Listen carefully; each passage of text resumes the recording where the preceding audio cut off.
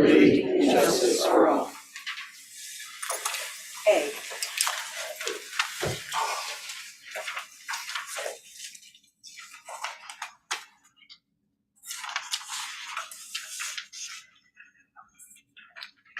Chair remarks. Well, the election is finally over, and next month we will officially welcome 2 new members to the Board of Education, Kristen Schultz and Justin Young. I look forward to working with them. The Veterans Day program was a very moving ceremony, as always, and special thanks to Mrs. Grove for organizing the program and to Ms. Anderson and her students for providing the music, and the Culinary Arts program for providing a wonderful turkey lunch for the veterans and their families. And it was my honor to present a plaque of appreciation for his service to the oldest living World War II veteran from Thompson, Mr. Roland Pete LaJoy. It was truly an honor to present that. And that's all I really have to say for this meeting. I'll open the floor to citizens' comments. Yes? Hi, Peter back to 685 Fabian Road. My daughter was super peeved last year when she first found out that this block scheduling change was happening, and especially so since it's her senior year. I thought I'd give it a chance and see how things went before bringing it up in a meeting. Well, now the first quarter is closed. I feel that I've given it a long enough chance, and now maybe it's time to talk about it. She's always enjoyed school and looked forward to attending. She gets good grades, has great attendance. This, however, is the first year she has struggled to get motivated to come here. She finds these extra long classes tedious and soul-sucking. From reading up on what block scheduling is, what it's good for, and what it isn't, a couple of comments. It's been tried out since the 1990s, and there still doesn't seem to be a consensus yet on if it works any better overall than what we're used to. While correlation is not causation, it should be noted that test scores these days are not what they used to be. What I found in researching this type of scheduling is that it is slightly better for students that are suited to individual help and instruction like reading. It's slightly worse for subjects that are more properly suited to daily repetition like math. The constant in my reading is that for block scheduling to succeed, staff needs loads of training on how to fill all that time. Time in class more than doubles. It's unreasonable to think that anyone can sit there and suffer 3 to 4 1.5-hour lectures per day for 5 days a week. Universities don't expect that. These kids can be 14 years old. I may not have been coming to the meetings long enough to have heard about all the plans for this. I've missed some info on all the training we gave to our staff. I don't recall hearing about it, or do I remember paying for it. One outcome from this scheduling that everyone seems to agree on is that it can help with behavior problems in school, as it keeps kids in classrooms out of the hallways for more of the time. From the outside, that seems to be the real reason we switched to it in the first place. Which brings us to last week. We all know what these schools have become. We didn't talk about it openly because we didn't like to remind or point out to our kids the reality. Unbreakable glass on windows that can't be opened but a bit, to gates on the driveway, to locked doors, guards everywhere, heck, even staffing a prison guard to oversee this place. They're prisons. We try to make it better for them, but there's only so much that can be done. I thought we felt some apprehension about it. Apparently not. I don't understand the school's done a complete about-face on this, and held assemblies and just point blank, telling our kids that this place should feel like a prison. Shawshank, no less. A place for murderers. Is this really the message we want to send our youngsters, our future generation? I find it regrettable that my child, who's never done anything wrong, here or there or anywhere, will now be openly treated as a prisoner. We spent the past year or 6 shoving screens in her face. Now that she relies on one to keep track of everything she needs to get done and scheduled, we've taken her phone away. We've revoked access to the bathrooms by locking them. What are the best times for a student to go? Right at the start of class, before the lesson really gets going, in between periods, and right at the end of class when things are winding down. You no longer afford her study halls to get her work done and meet with staff for all the college guidance she needs to get done. She needs to do that after school now. Never mind the little bit of freedom she was getting accustomed to last year. You need to leave campus for about 15 minutes and stretch legs. All this because kids are misbehaving in the bathroom. Doing things kids have been doing in the bathroom since what, the 1980s? Is this really how things are going to be now?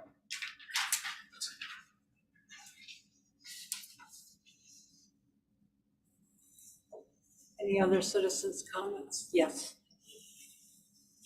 On November 6, 2023, every grade at the high school was called to a class meeting. Now, I'm a senior, so I don't know what was said to the other grades, but I can attest to what was said to us. Firstly, we were told that the school is going to feel like a prison, specifically Shawshank. Many students have mentioned in the past how the school feels like a prison, especially with the overly strict rules that have been applied over the past few years. However, our opinions being confirmed by our school's administration was not surprising, but was still very disappointing to see. Furthermore, the bathroom rule that was recently added, that the bathrooms will be locked for 10 minutes at the end of each class at the beginning, has led many students to resort to using the nurse's bathroom. However, the nurse has one stall, making students wait that long to use the bathroom in school. This is a strange rule that is not preparing us for the real world. Finally, although there were other issues with this meeting that I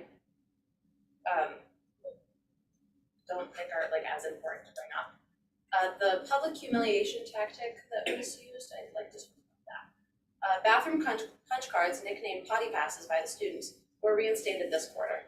After this was announced, the students that received one were called to the front of the auditorium by administrators. This resulted in cries of "oohs" from the students that didn't receive one. This type of reaction had to have been anticipated. They're teenagers. Although I did not receive a potty pass, I can tell that this was humiliating for those students who did get one. Besides this not preparing students for the real world, it's public humiliation. Just like the similarly absurd bathroom policy, this tactic was not surprising, but thoroughly disappointing, and I am sad to report these disheartening decisions made by our administration. Thank you. Your name and address, please. Oh, sorry, Kaylee Beck, 685 Union Road. Thank you. Yes. Kara Heffernan, 11 Aquatic Road here in Thompson. I understand that the high school has had some problems with the bathrooms and how some students use them irresponsibly. During class, students need to learn. A lecture lasts from an hour to an hour and 20 minutes, and within that time frame, vital information is being said. From what I have observed from the past, the first 10 minutes of class and the last 10 minutes of class were when teachers preferred to send their students to the restroom, since the lecture had yet to begin or had just finished. Locking the bathrooms during the first 10 minutes and last 10 minutes of class periods is leaving us with no choice but to go during instructional academic time, which interferes with our ability to access the curriculum. Could the administration consider a modified bathroom consequence for the offenders instead of the entirety of the student body facing the consequences for other students' actions?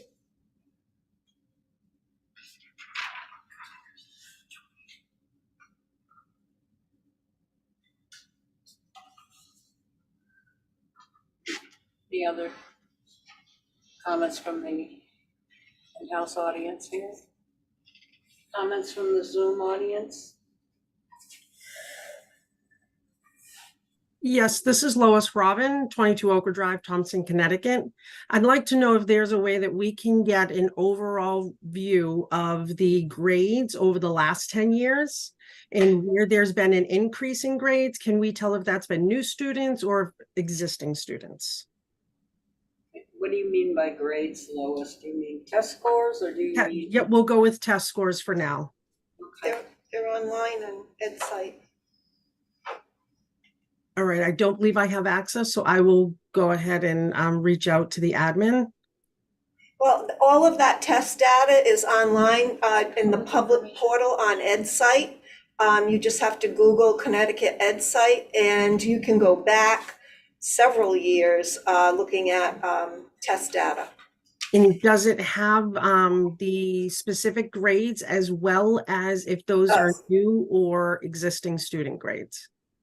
It has the scores, it has the percentage proficient or not proficient on that site. Kim, you want to jump in there for a minute? Yes, it focuses right now on pre-pandemic, post-pandemic, so last 5 years. 5 years. Everything from attendance to how students perform are on there. In math, Attendance rates. ELA, and science. Graduation rate. Graduation rate, yep. Do we have what it was over 10 years to see if the grades if the scores have gone up or down or fluctuated? So it doesn't go into 10 years, like I said, it pretty much does 5. Okay. Thank you.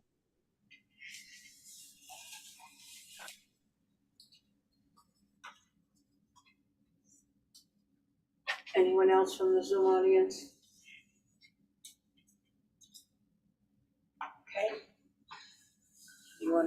Okay, then we're gonna move on to the student spotlight and the liaison report. There is no student spotlight for the month of November.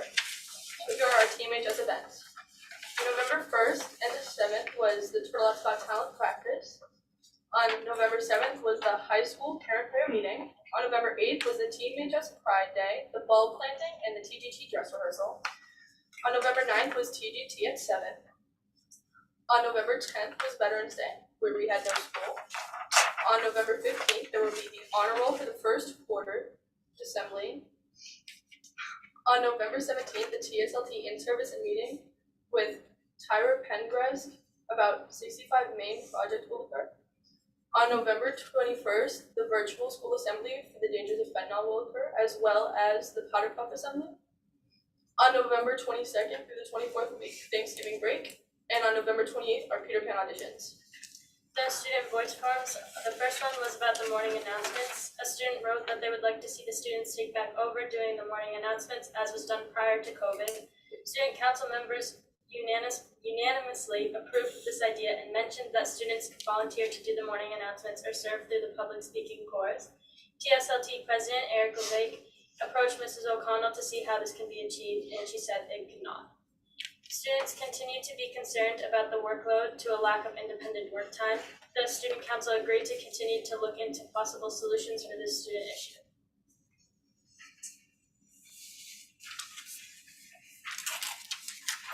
Okay, thank you.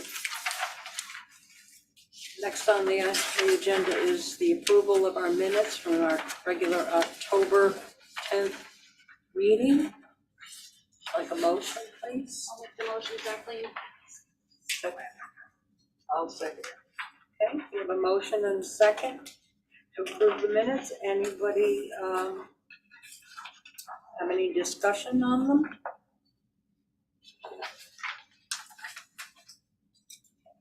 Any discussion on the minutes?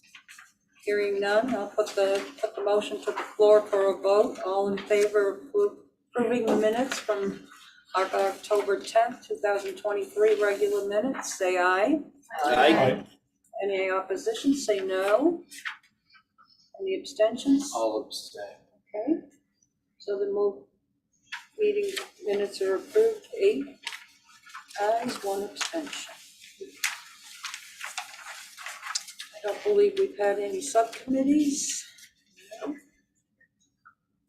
And then I will turn it over to Superintendent Smith for the enrollment report.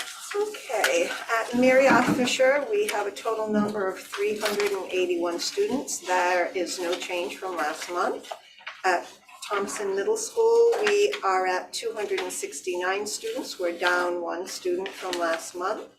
And at Turtle Up Memorial High School, we are at 213 students, and that is down 2 students from last month. For a total of 864 students in the district currently. And I know Danette prepares for you the backup sheets that talk about registrations and withdrawals, so you can take a look at where those students went or where they came from.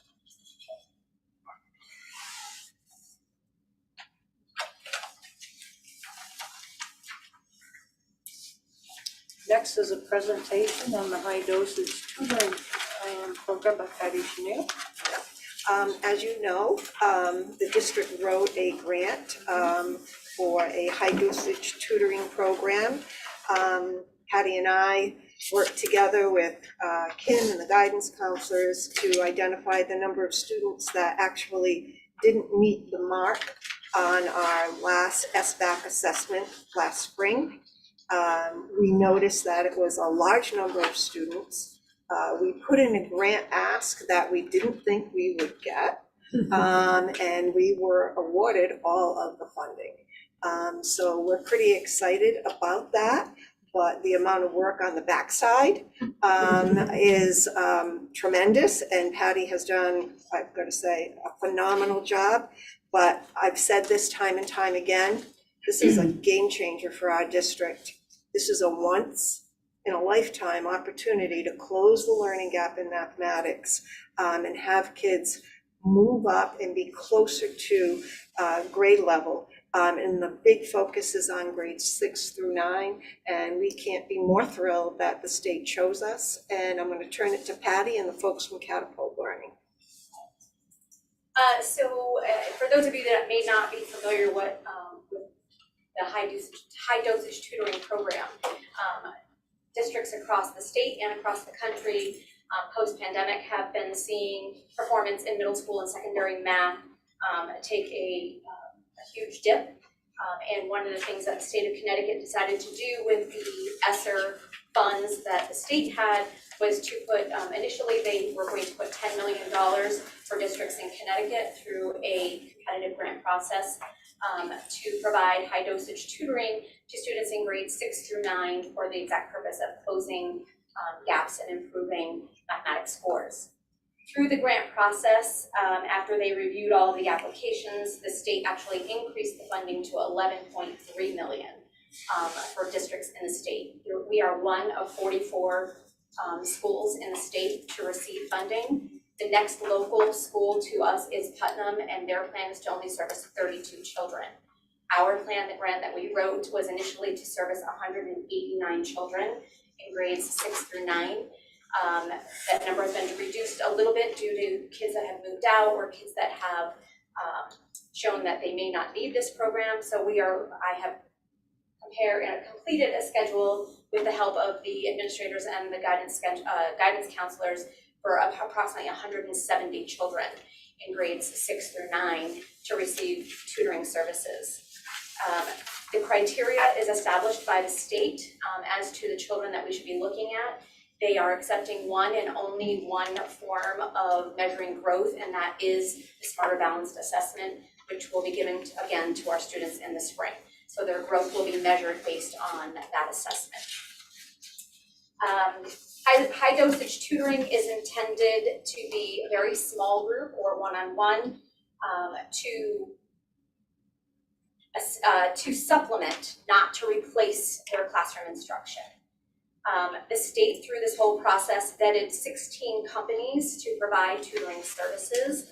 We have engaged in an agreement with Catapult Learning. I have 2 representatives from Catapult here this evening. Lauren up here on my immediate right, and Asia to the right of her. Lauren is our area manager, so she'll be working very closely with in the recruiting process and working closely with the tutors. And Asia will actually be providing the professional development and monitoring the program, monitoring the tutors while they're here. We are looking at the possibility of up to 8 full-time tutors being here in several locations throughout the building. We got very creative about the spaces and where we would put these people and the supplies necessary. Catapult provides all of the supplies, the materials, the manipulatives. We have also built into the grant time for the classroom teachers to work with the tutors to let them know what instruction is going on in the classroom so they can supplement and or weave that in to the tutoring sessions. I want to tell you about that. I have so many notes here. Just a parent meeting a little while ago. Our program, the kids will receive tutoring at least 3 times per week for 30 minutes. Each time. The groups of kids being tutored are no larger than 4 kids in each group. So the tutor to student ratio is 4 to 1. There will be continuous monitoring of the students and the skills. There will be coaching and oversight for the tutors to make sure that they are providing high quality interactions with our students. I will be coordinating the relationships with families. So I will be the point of contact for any families that have any questions, concerns, anything about the tutoring. I will communicate with the families to let them know what skills they're working on, progress that is being made. And again, the overall picture will be determined by the Smarter Balanced in the spring. I'm going to quote Superintendent Smith. I've been with the district for 23 years. Every year I get on my soapbox, I preach mathematics, mathematics, mathematics. And I've always felt that mathematics has not been on an equal playing field with literacy. And I feel like for the first time in 23 years, our students are going to get what they need at no cost to the district. I am so invested in this program. Failure is not an option. Gonna work it until I die, and with the help of Catapult, I have every reason to believe that this is gonna be amazing for our children. The funding goes through December of '24. So I've scheduled about 170 kids that will start being tutored starting January 8th, the first full week after the holiday break. And again, 3 times per week for 30 minutes each time. At the end of the school year, the students that are in grade 9 will then graduate out because they will no longer be 9th graders, which will then leave an opportunity for the students that are currently in grade 5 that move to grade 6 to get into the program from the start of school in the fall until December 31st of '24. So that funding will continue through that time, and we did build that into the grant. Anything you guys want to add? We're really excited to work with public schools this coming January. Patty is our star student. She's helped us so much get Thompson's ahead of the curve already to provide these services to the students here. This is my 3rd year providing high dosage tutoring in public school settings. So I really believe really strongly that it works. And so you'll see the results. So we're excited to be here. Lauren, a little bit about Catapult Learning for the board? Yeah, absolutely.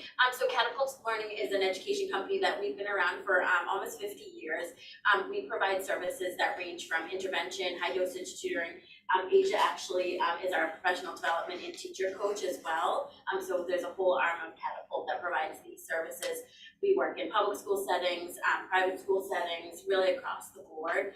Across the country, yep, we provide all different services throughout. And so our high dosage model is soup to nuts curriculum.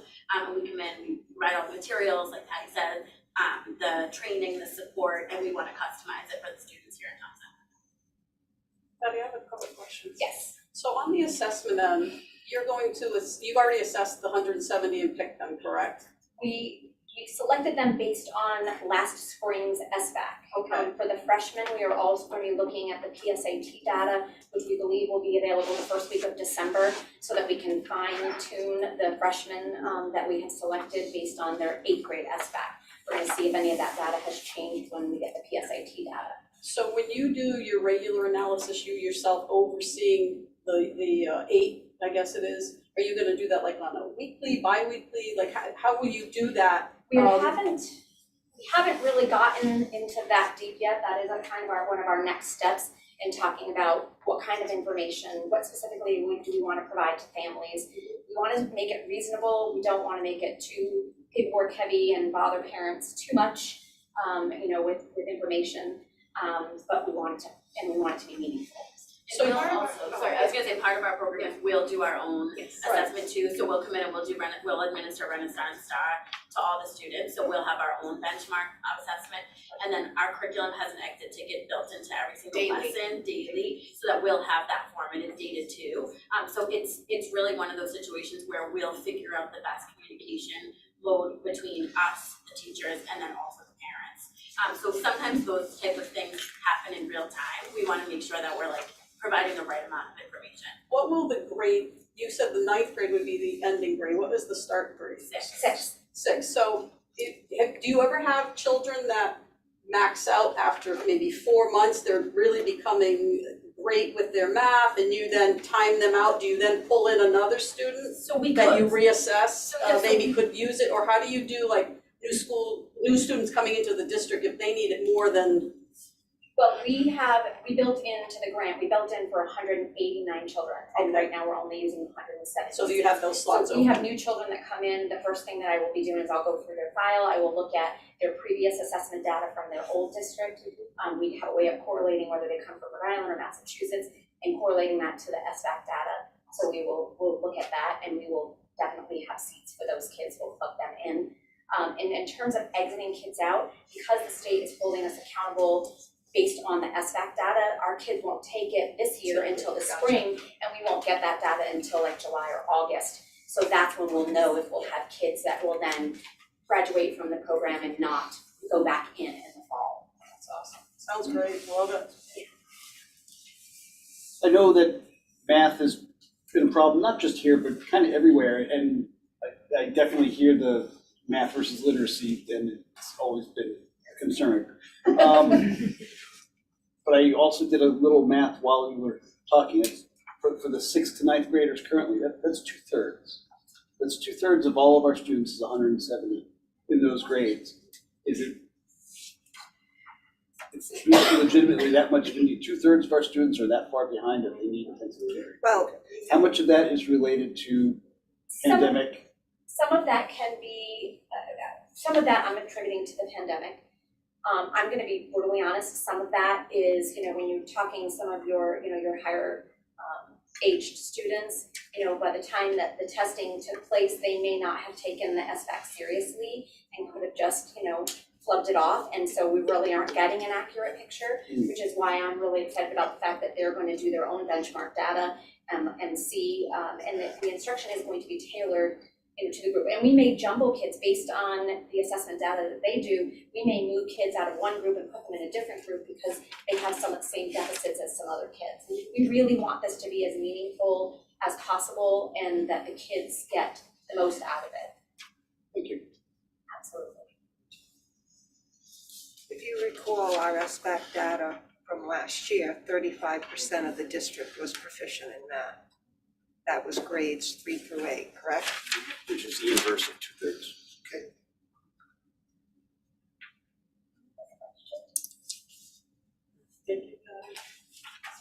And Patty was commended. As you all know, we have monitoring visits from the state because we're an opportunity district / alliance district. I was told if they ran the numbers last week, we would no longer be an opportunity district. So, but you're given that designation for 5 years. So we get stuck with it, but that's fine. But they also were so not appreciative, but praising the district for the work that everybody around the table, there were about 20 representatives from the district at that meeting, plus 6 people from the state. And they represented all the hard work that the teachers out there are doing. But they made comment that next year Patty could be presenting at the state or national level for the work that she's accomplished just in mathematics, let alone the work that people have been doing in literacy and everything else going on. So I felt very proud to be a superintendent when they came in and did that monitoring visit. So everybody's rowing in the same direction and doing a lot of hard work. Fantastic. Thank you, Ms. Seville.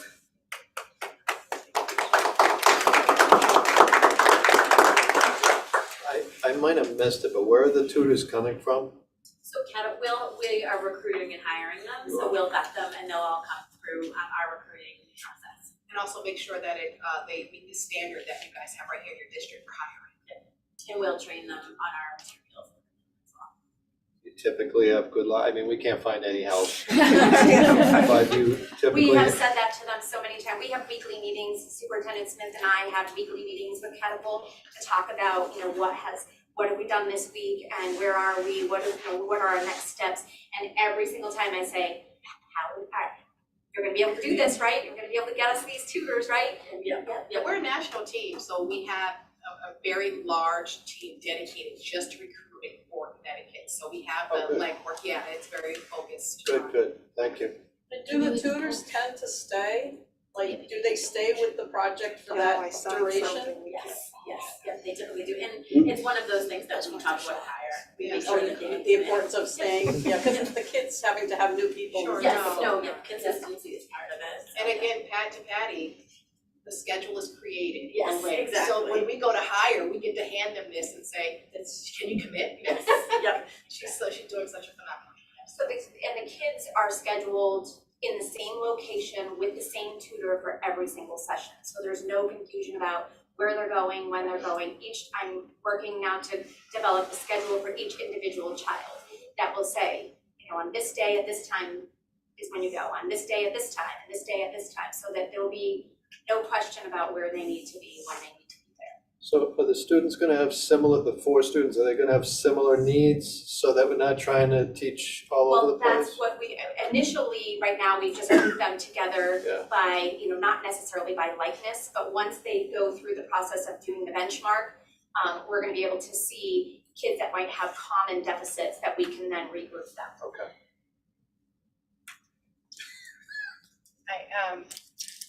the results that you've gotten from school systems that say, like Matt had mentioned, 2/3, have you guys seen that type of impact happen with such a large number where in such a short period of time? Yes.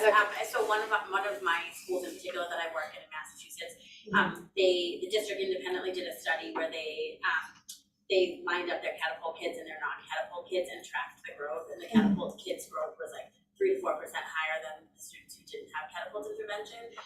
And same thing, it was a really big number of students in a really short period of time. That's what high dosage tutoring is. We come in and it's like a one punch. We want to do it really quick and targeted. So we have seen some good growth in the districts that I've personally overseen. So I do feel confident that it can happen.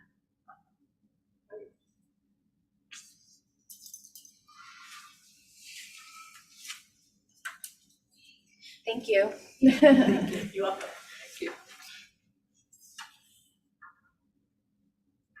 Okay, board have any other questions?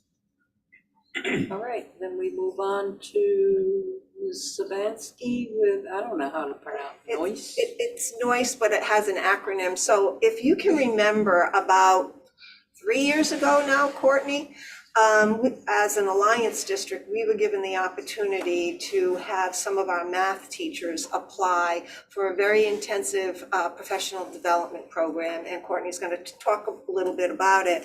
Courtney actually applied and was accepted into the program 3 years ago. She is a master teacher of mathematics. She is working side by side with Patty, towing the line up at the high school. So I asked her to come back, since we're on a mathematics theme tonight, to come and talk to you about her progress in that program. And there's a little video about the program. I don't know if you want to start with that, Courtney, or you want to give a little overview. So, I mean, I can give a small overview. The video is going to talk about a lot of this. I'm one of 20 educators that was chosen for this program in all of Connecticut. It's called the Math Teacher Leaders Program. So the main goal of the program is for them to take these 20 master math teachers and turn them into math leaders within the district as somebody who's going to lead the rest of the math teachers in a productive way for the where math is going in our futures.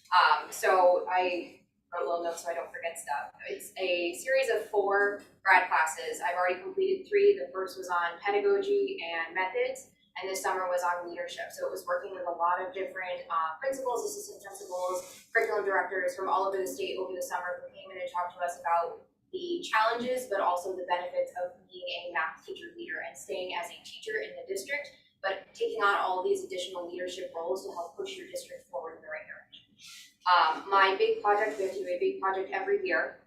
My project last year was to incorporate more real life projects into the students' classes so the kids could actually see where they were going to use this. Because every single year, every single class you teach, the kids go, where am I going to use this in real life? I don't need to learn algebra. This doesn't have any relevance. And I go, oh, actually, we're going to do a project on that next week. So it's been really cool to watch the kids tackle some of these really big problems and see where they're going to use them in their futures.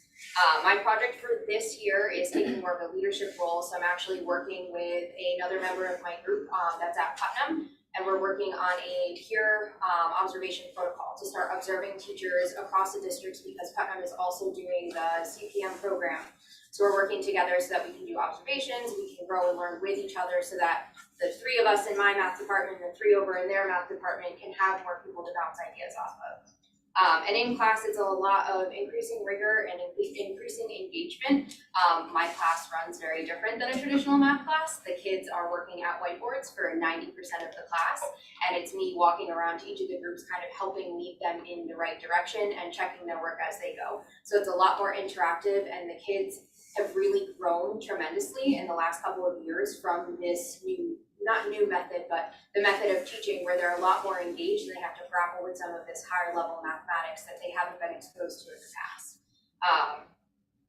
And that's kind of the big, it's just about challenging students within where they can. The coined term recently is the low floor, high ceiling. So you give every kid an entry point and you build them up to get to these higher levels so that they can really achieve more than they've been able to achieve before with that. But the video will explain a lot more about what we do with the program and with my other members of the group, so.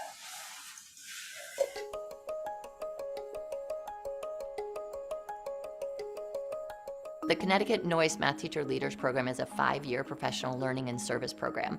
It comprises 20 fellows who are veteran secondary math teachers in Connecticut's Alliance districts. We have 2 main goals for the Connecticut Math Teacher Leaders Program.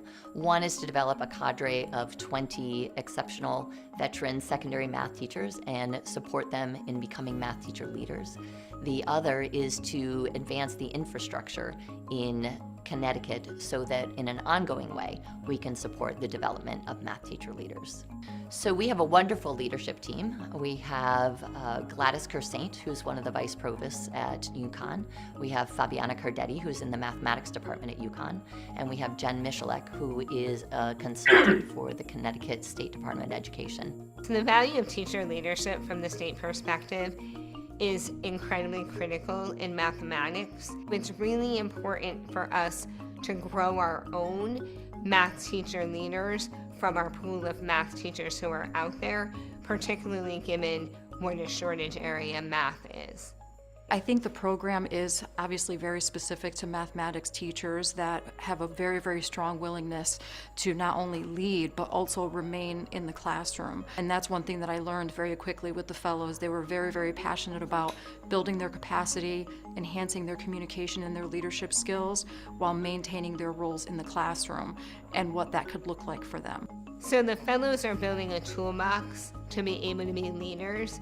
It starts with being a leader in a classroom for their students and really ensuring that all students have access to high levels of mathematics. I think that then transcends into the school with their fellow math teachers, and as that expands, it becomes the balloon effect. From the school, it moves out to the district, and our goal is from the district to the state. I think that this program has made me a better teacher.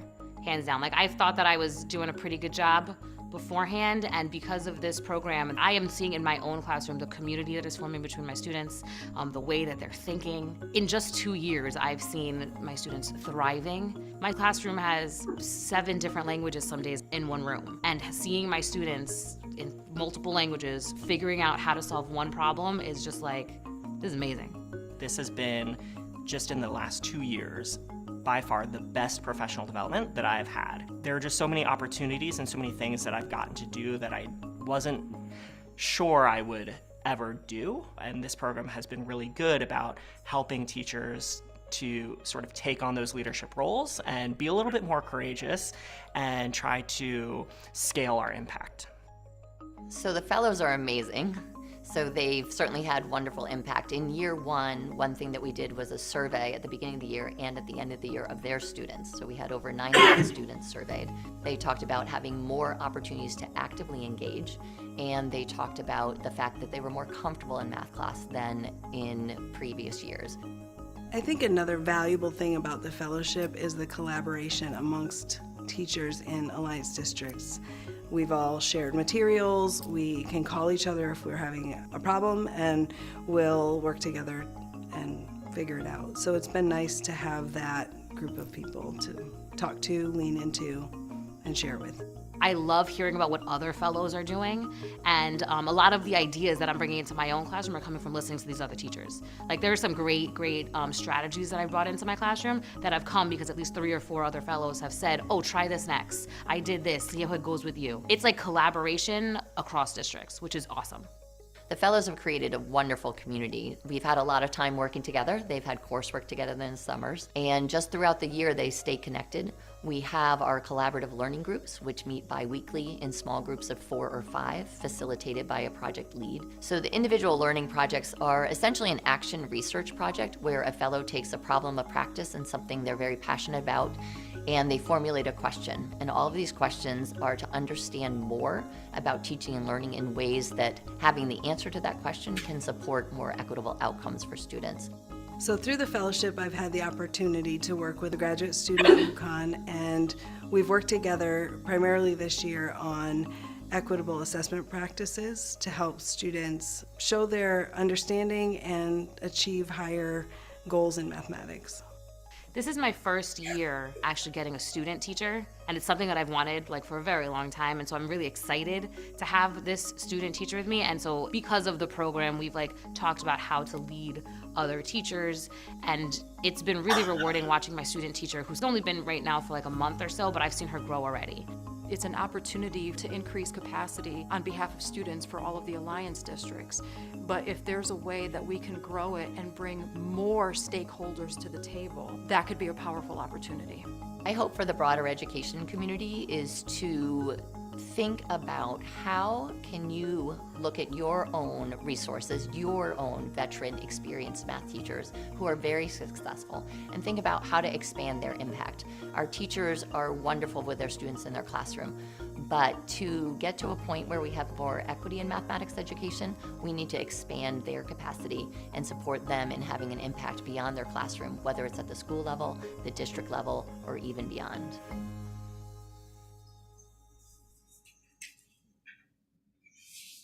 And Courtney, do you have anything to wrap it up, or what are you seeing in your classroom what's working well this year?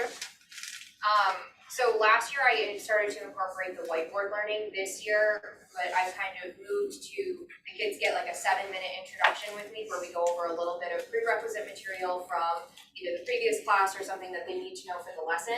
And then I send them to the boards for 20 minutes to go do work. And with the block scheduling, we build like a little break in between and then go back up and do it again. And I've watched the kids, just looking at the same curriculum that we did last year versus the same curriculum this year, the kids are almost 2-3 weeks ahead of where they were last year in terms of content, because there's less backfill we have to do with the collaboration in the classroom. They talk to each other, and when a kid gets stuck, somebody else is able to explain it to them in a way that maybe makes more sense to them than I'm able to, and they're able to learn from each other, not just me. So it's been a really cool, I love watching them interact with each other. It's been a really cool experience to watch them learn from each other, not just learn from me. And I would love everybody to come into my classroom. It's so much fun. So it's been a great program. It's been a great initiative, and I'm really thankful to have had the opportunity to be in this program. Yeah, and we thank you for participating in that, because I know it's heavy lift. In the high school, what is your average class size, and would that be affected, this way you're teaching, would that be affected if it was a larger class? So my Algebra 1 classes are usually my biggest ones. They're around 20. And then as they go to the higher levels, they usually get smaller. Some of the people that you heard talking in the video have classes of 25 up to 30. Okay. And they're doing the same classroom dynamic that I have in my room, and it's working fine with them. It's the small groups, really the groups of 3, the kids really enjoy working together, and it's a small enough group where if one kid doesn't get it, the other 2 pull the kids up. So. All right, thank you. I think one of the other things that has been instrumental is the fact that the program that we're using for grade 6 through now high school, I think Courtney would agree that, there's another big difference from last year to this year, that the kids here in the middle school are using the same program, and we're using the same methodologies in the middle school. With the group learning and the whiteboards and the visualize your your thinking, and so the whole approach that we're taking for math instruction, it's made it easier as well when they then got to high school, because we have that same program. It's nice and fluid. This isn't a trick question. I just want to start with that first. Common Core. Been around since 2010. Yeah, there's pros and cons to it. I'm not a firm believer, I'm just telling you right now. How does this apply with what we're going to be doing for tutoring? Are we tutoring to support Common Core math, or are we going back to basic principles of, I don't know, there's many schools of thought. Yeah. There's pros and cons to both sides. The curriculum that we use for tutoring is aligned with Common Core. It is, and it follows the same markings of it. However, the style of tutoring is not lecture-based. It's hands-on, very focused, but everything that we do is That's where our children are accountable too.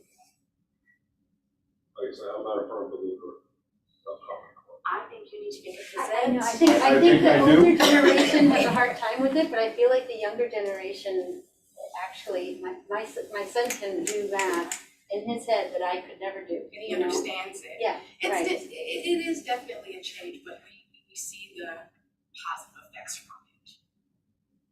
We don't lecture to kids anymore. It's very inquiry based. It's very much discovery and hands-on and proving it. And it's not, I'm going to do this, and we're going to all do it together, and then you're going to do it on your own. That's not the way that kids today need to learn. And it still doesn't forsake the fundamentals of mathematics. Like, we're still getting the basics there, but then we're just bringing it to another level of our students being able to explore their thoughts of mathematics and actually have thoughts about mathematics versus being given it all the time. I said it wasn't a trick Yeah, question, yeah, so I don't want to say that was second, but yeah, thank you. All right, thank you. No, but thank you, Courtney, and Patty and the gals from Catapult. Thank you very much. Thank you. Thank you. Okay, we have the VFW Teacher of the Year applicants. So every year, our colleagues from VFW come and they allow us to participate in writing contests, in some photography contests, some art contests that are judged through our local VFW. We sent out several writing essay applications to Virginia Liverouche and her team. And they are currently culling through all of those essays, and then they'll come back to us if they've selected some of our students for an award. But a couple of years ago, they brought a VFW Teacher of the Year application, and we did submit that, and it was pre-pandemic, and Neil Bernier actually went on to the states and national level. Of course, it was all during pandemic, and nobody really knew a whole lot about it, and poor Neil never really got to get his award in any kind of a ceremony or anything because of the times. But the VFW came back, and they're continuing Teacher of the Year. And this year they said they could take an applicant from every school. So every principal actually nominated a teacher. And so we thought it would be a nice idea for each principal just to give an overview of the teacher that they did nominate for that. We don't know who the winners are now, but we thought you'd like to know that what names went forward from our community.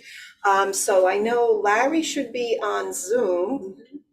He might want to talk about who he nominated from his school. Larry? Hi, folks. How you doing? Well, All right. So I nominated Jessie Duquette. Jessie Duquette is a third grade special educator. I'll just read a few things that I wrote to Mrs. Smith regarding why I chose Jessie. So she is just, her attention to detail she plans thoughtful lessons, engaging lessons. She's driven, she's hardworking, she's part of the PTO.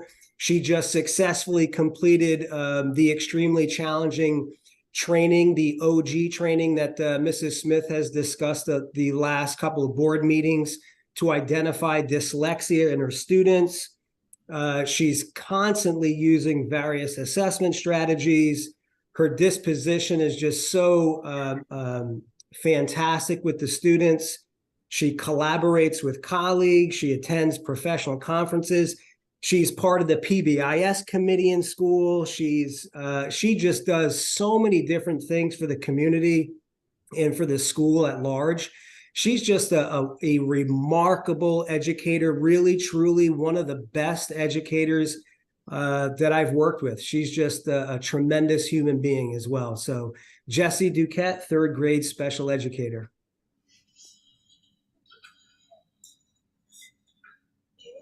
Kim? So the teacher that we chose this year at Thompson Middle School is Judy Perkins, and she probably has no idea that she is chosen. One of the things that I love about Judy is She is someone who just goes under the radar, and you would never know all the effort that she puts in her work. She is very, very engaged with her students, tutors the kids, just recently ran an advisory reward program with our kids, a disco dance where she brought in her disco ball and the kids had a great time. She also has been through many challenges herself personally in the last couple of years. And what I found amazing about her is she shows up to work every day, and you would never know. She always puts her passion in her work. She, while going through some tough times, still managed to, over the summer, I thought they were still there, but anyway, took on a whole new math, the CPM, and, just persevered through it. And I remember in the beginning when we were starting this new program, and I could see the reservation, but then all you hear is, Judy will give you the honest answer. So when you want honesty, I just go, all right, how's it going? And she will tell me, and I love that about her. She will just lay it on the line for me, and we move from there. So, my person was Judy Perkins, and thank you, Judy, for all that you do. Our Thompson Middle School certainly appreciates all of your hard work and dedication. I'm going to read the letter that I wrote at our faculty meeting. Like I said, she doesn't know about it yet. She will now, yes. Yeah. High school, we put forth Cindy Olette. Cindy Olette is our library media specialist.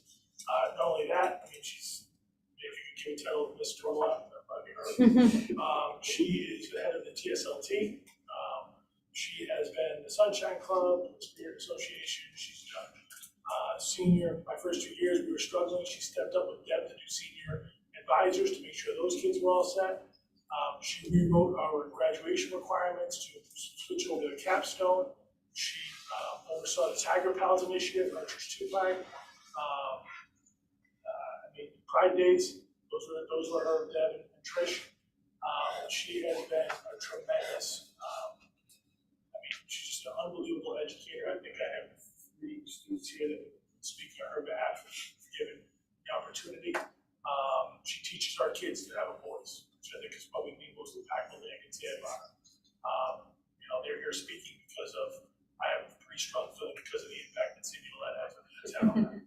So I can't say enough good things about Cindy, and obviously we're very, very fortunate to have her at the high school. She really deserves it this week.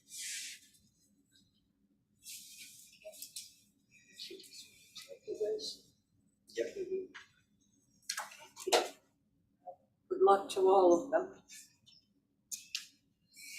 Okay, next up is the cell phone program. Okay, I'm going to turn this, I don't know if Dr. Jones on? No, he was very sick. So he's home. So Dr. Mayo is gonna fly solo on this. However, as you know, there's been a lot of supports added up at Turtle Memorial High School. We added through Alliance funding a student support coordinator to address students who have a high risk for failure. You know that we have a social worker to help with social emotional needs. We have a guidance counselor up there, a guidance counselor secretary.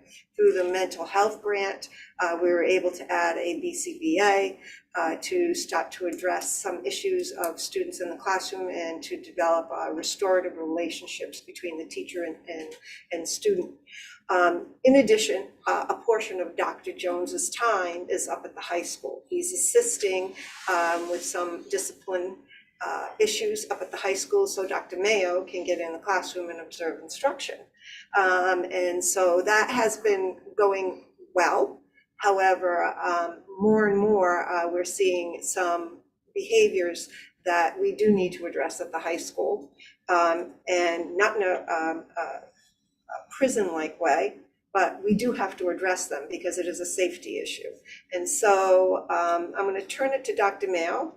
He is going to go over a presentation about the 3 issues up at the high school, which are bullying, cell phone abuse, and vaping. And then talk a little bit about a program that he and Dr. Jones have been looking into. There have been no decisions made. We talked to the faculty about it last week. And I put that link in your update last week, so hopefully you took a look at what that program's all about. But Dr. Mayo, I'm going to turn it to you, and Dr. Jones, who's with us in spirit. Oh, is that okay? Well timed, Chris. Okay, so as the superintendent said, Dr. Jones and myself are kind of working in tandem a little bit this year, which I'm extremely appreciative of. To have Dr. Jones with me has been tremendous. It's been tremendous support to me. I'm extremely thankful. Having said that, it also gives me another administrator to collaborate with up there, to be completely honest with you. And he's a very analytical mind, which I think is exceptional and helps me out a lot. But we started seeing kind of a pattern in the discipline. And just to be very clear, one of the things that we're having an issue with is bullying. There's a new law. The law was passed July 1st this year, in which it no longer has to be repetitive.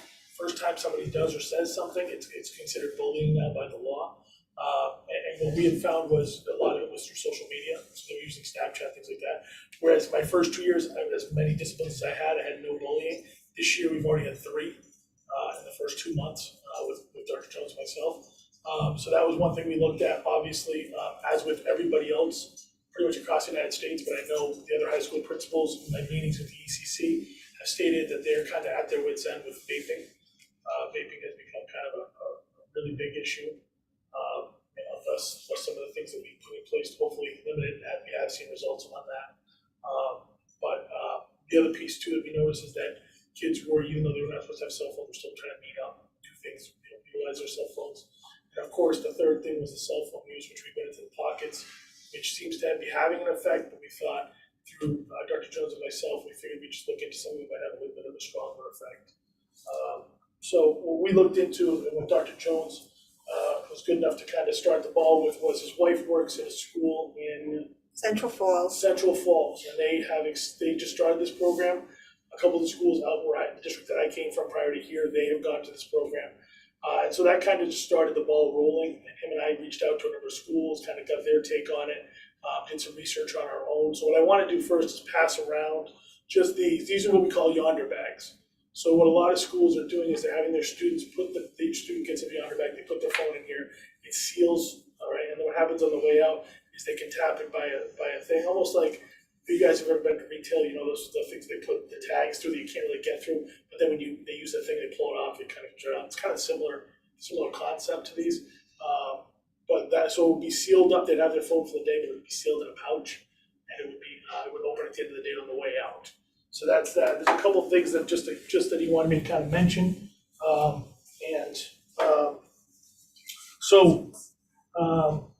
Over just under 1,600 schools in the United States use this right now. 17 in Connecticut, 82 in Massachusetts, 15 around, over 300 in New York. And with this, with the data that they've come out with, 83% of the schools that use it saw an improvement in student engagement in the classroom. 74% saw an improvement in student behavior. 65% saw an improvement in academic performance. So that was something that we had kind of covered in our study. Again, I want to kind of reiterate that this is not something that we're definitely doing. This is something that we wanted to do, is bring it to the board, get feedback on it. As Dr. Jones and I don't want to continue down this path, because we've actually spent some time, a lot of our own time, kind of researching this. If we're going to keep going down this path, it should be something we're going to do. If we're thinking we're not going to do it, we'd like to cut it off now and kind of save him and I a little bit of time on Saturdays and Sundays, which would be nice watching more football. But that's kind of what we figured we'd bring to the board today. I know Chris had a couple more things to say, but what he gave me from my bullet notes, that's kind of what he gave me from my side. Yeah. Do you have any questions about that? Well, just to dovetail before you get into the questions, I know in Central Falls, they've had a 95% reduction in office referrals for cell phone abuse. If you know anything about Central Falls, a lot of gang activity in that school. It's a tough high school. The cost of that program, just to give you some background, is about $11,000. I have identified, I'd have to amend a grant. I could use grant funding if this was something in a direction we want to go in. But I thought we would explore it, bring it back to the board, let the board weigh in on it. We do have a cell phone policy in the classroom. I think you know this from the beginning of the year, where the shoe bag is there, they're supposed to check their cell phone there. There's a lot of struggles with that, and there's inconsistency from classroom to classroom on the teacher enforcing that. And this takes that enforcement away, because the kids have to walk in, put it in the bag, and go to class, and it's control there at coming into school. So they're researching it, and I thought we'd bring it to the board. So, First, and Tom and Heather. I mean, what we're doing now isn't working, so I'm all for this. What is gonna make them come in the morning and put it in the bag and not just leave it in their pocket? So what happens is, and this is something that I spoke to, again, Dr. Jones took care of the people he knew around, I took care of the people I knew in Massachusetts, so we kind of divided and conquered. What they told me was, and just to be very clear, we started an in-house, an in-school suspension room.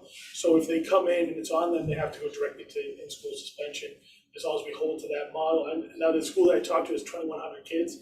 They said they went from taking just under 200 cell phones a day to taking just over 11 a day, since using this model. So that's what they told me, and to be honest with you, it was one school, and that one school that started my first year here, they ended up taking a hit. I mean, there was a lot of bad publicity about it, but now since he has had it through for a year, all the other schools around him have added on to the program. No. So, and this has been a conversation among the principals in the ECC, as far as who's gonna do what, how we're gonna do it, so that's why I felt like, when Dr. Jones and I were talking about it, I felt like, well, maybe we wanna look into this, because some of the other principals are starting to look into it. And no one in our immediate area is using it yet. This time. And so I saw these bags today, and I saw it was on Channel 3 News last week. Oh. And then it was also on the national news, maybe Friday or Thursday as well. So it is a new thing. One of the things that they did bring up is obviously not just cell phones, there's iWatches. So my whole thing is, where does it stop, where does it end? Smartwatch. Right, so that's part of it. The second thing is with vaping. We have whether you want to believe it or not, there's an issue here. And I'm looking at the students, I'm not saying you guys are vape. But it also starts in our own town. And I have said this umpteen times, you go to any of our gas stations around here, you can get it, water bongs, you can get anything you want, except for buying marijuana. So I've said something actually to the state police, and saying that they need to crack down on some of these stores. Because for minors to be getting it, that's an issue. And I'm not saying that we were angels when we were kids in school either, okay? It's also a different time. We had shotguns in our trucks sitting down in the parking lot. We had smoking lounges, so things have changed. I heard what everybody said. And I know we can't make comments back to your comments. But there are a few that are unfortunately disrupting a bigger, Yeah, that's a problem. our students are here to learn. And I've said it before, we need a campaign which is a take back our school, because those that are following basic principles of going to school while you're here are the ones that are really facing the consequences for a small group. So These I hope three we young can come to ladies. that resolution. These No, three- and I appreciate, hearing your voices, and thank you, Mrs. Oulette. But in all honesty, it's sad, because the majority is facing what the minority of the population is, and I say population, I don't mean to say that that's like a prison term. But you know where I'm going with this. The small group is unfortunately dictating rules to be put in place for the majority. Heather. So I've actually used those bags because I use them quite frequently at like concert Concert, venues. they said that, yeah. And so my only words of caution, I think the idea is a good one if what we're trying to do is not working.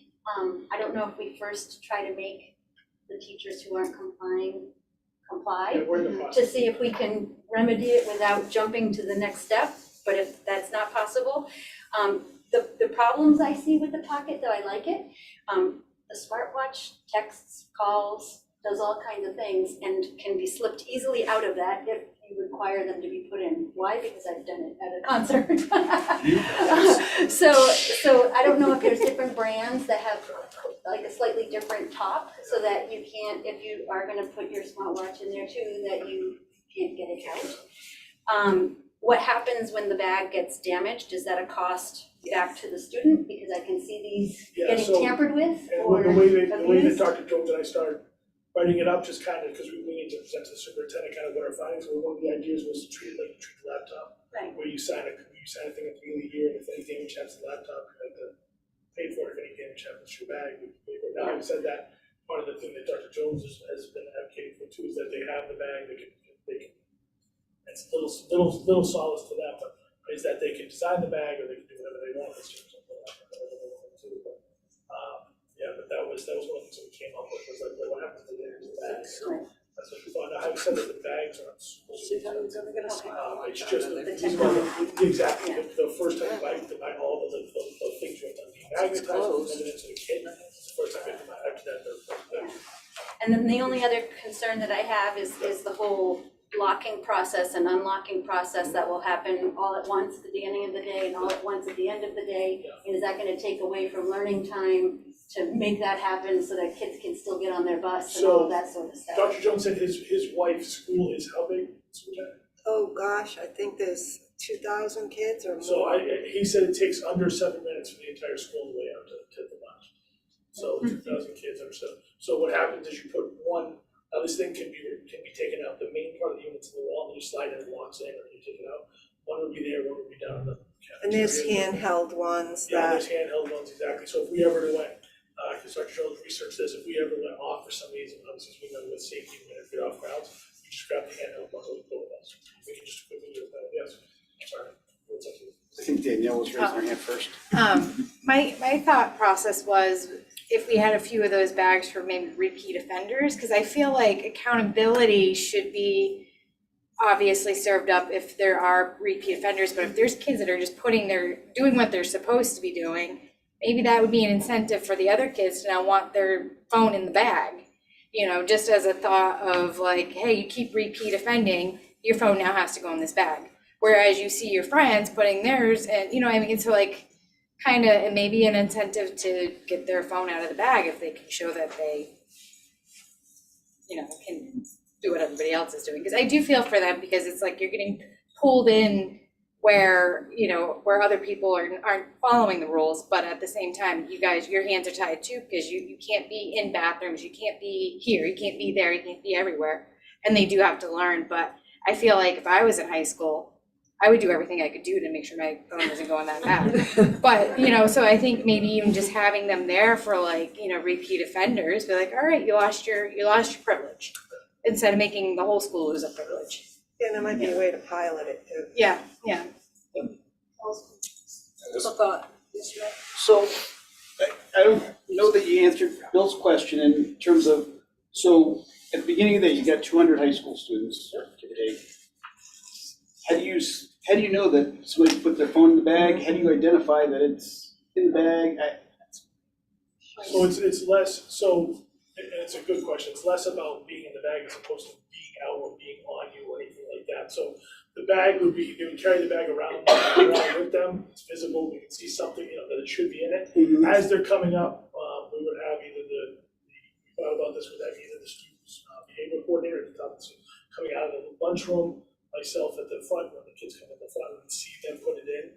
Having said that, obviously, there's always a way around it. You can always put one phone in there, take a second one on you or whatever, anything like that.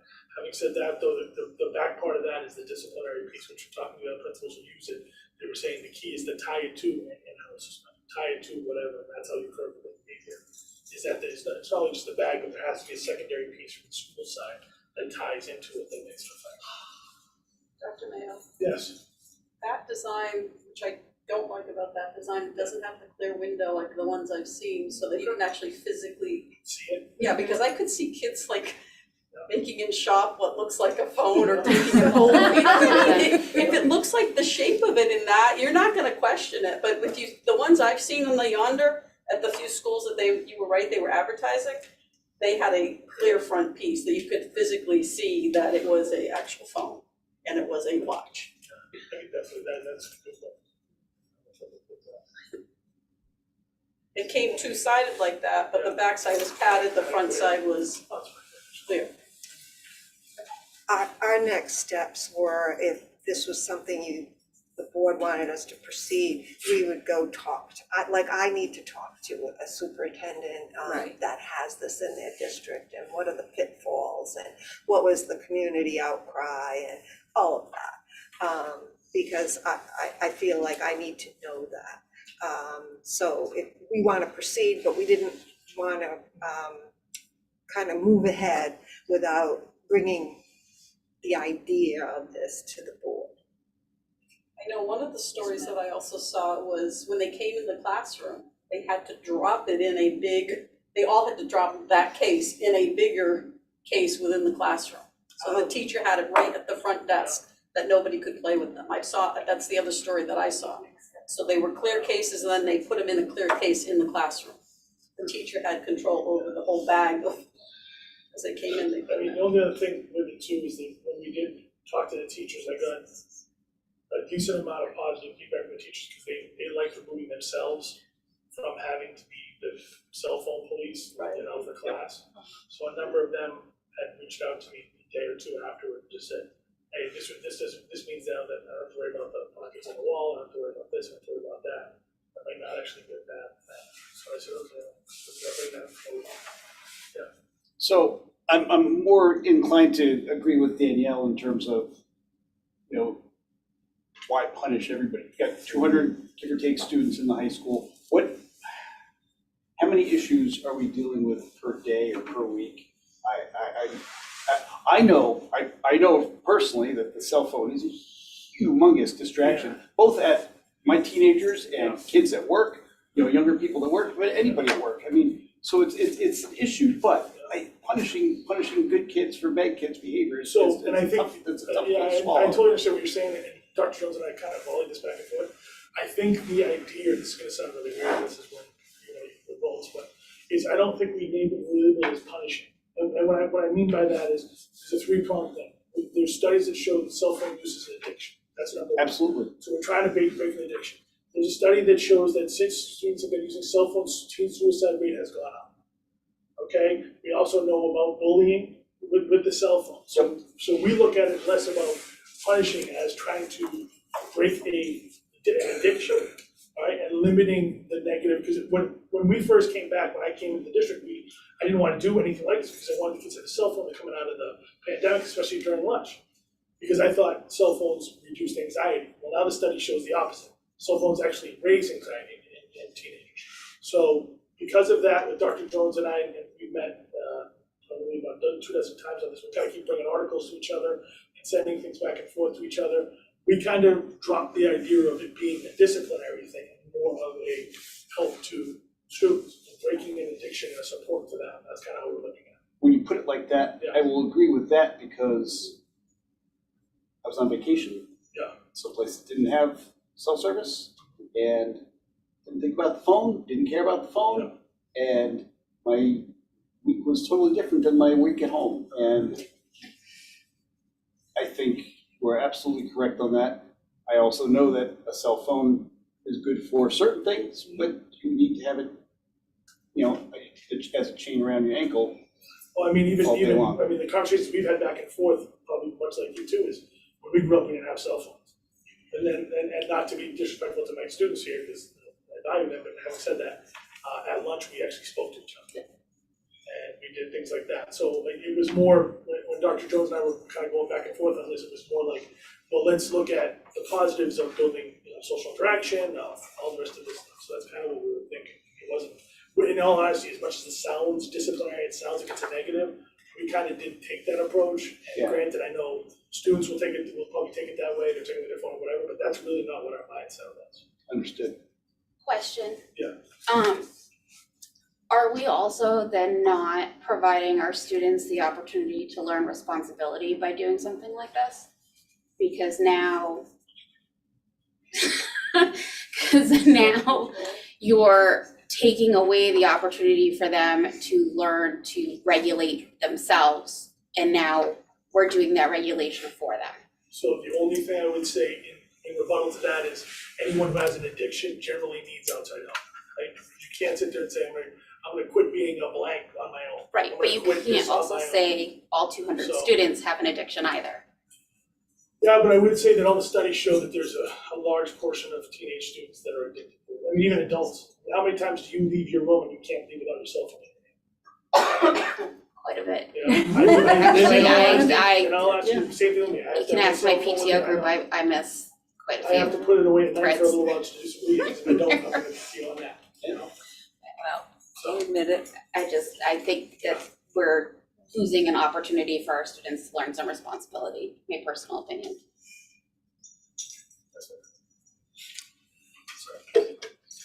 Well, how does the board feel? Should they move forward and do some more research on this, do some more investigating? Yes, Tom. I'm gonna find the segment on the news and I'm gonna send the link. But I'm a supporter of it, but I think I'm more of a supporter for what Danielle presented as a pilot. Okay. I will say that the statistics are there. When you see this segment from the news, that the test scores have gone up. The environment changed, but again, I don't want, the masses to suffer for something that's a group. But if you look at it from what Dr. Mayo and Dr. Jones apparently was saying, it's not necessarily a discipline. It's also an addiction, and I know I from. totally agree. I get it. I will admit that Listen. I cannot drive without the cell phone in the car.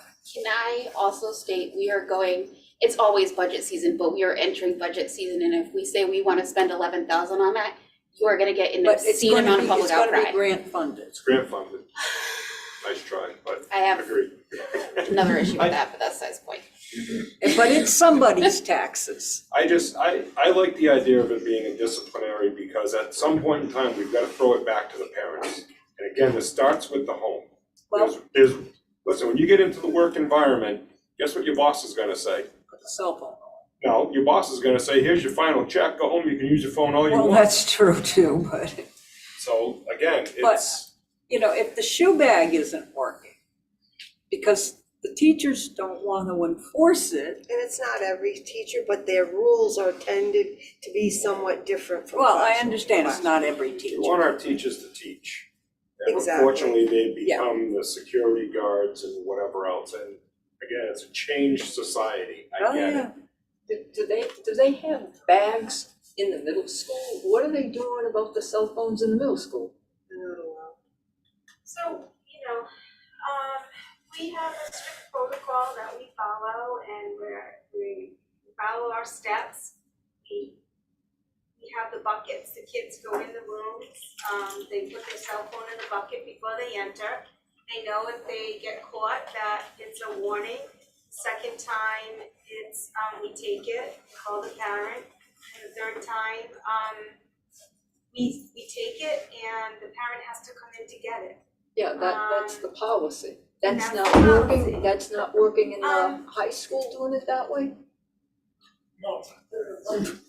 We have the hanging pockets, we don't have buckets, but just along that, we do have some compliance, but generally the compliance is the kids that have that big issue.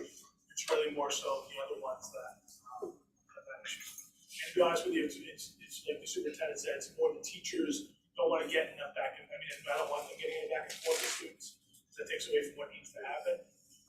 Having said that though, I think they've expressed, like I said, a little bit more comfortability with the kids coming back and then really getting those other kids and them not having to go back and forth.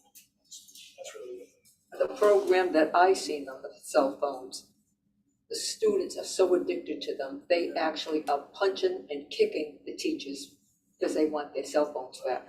It's terrible what's happening Yeah, with them. thank God, I don't think we definitely don't have students like that.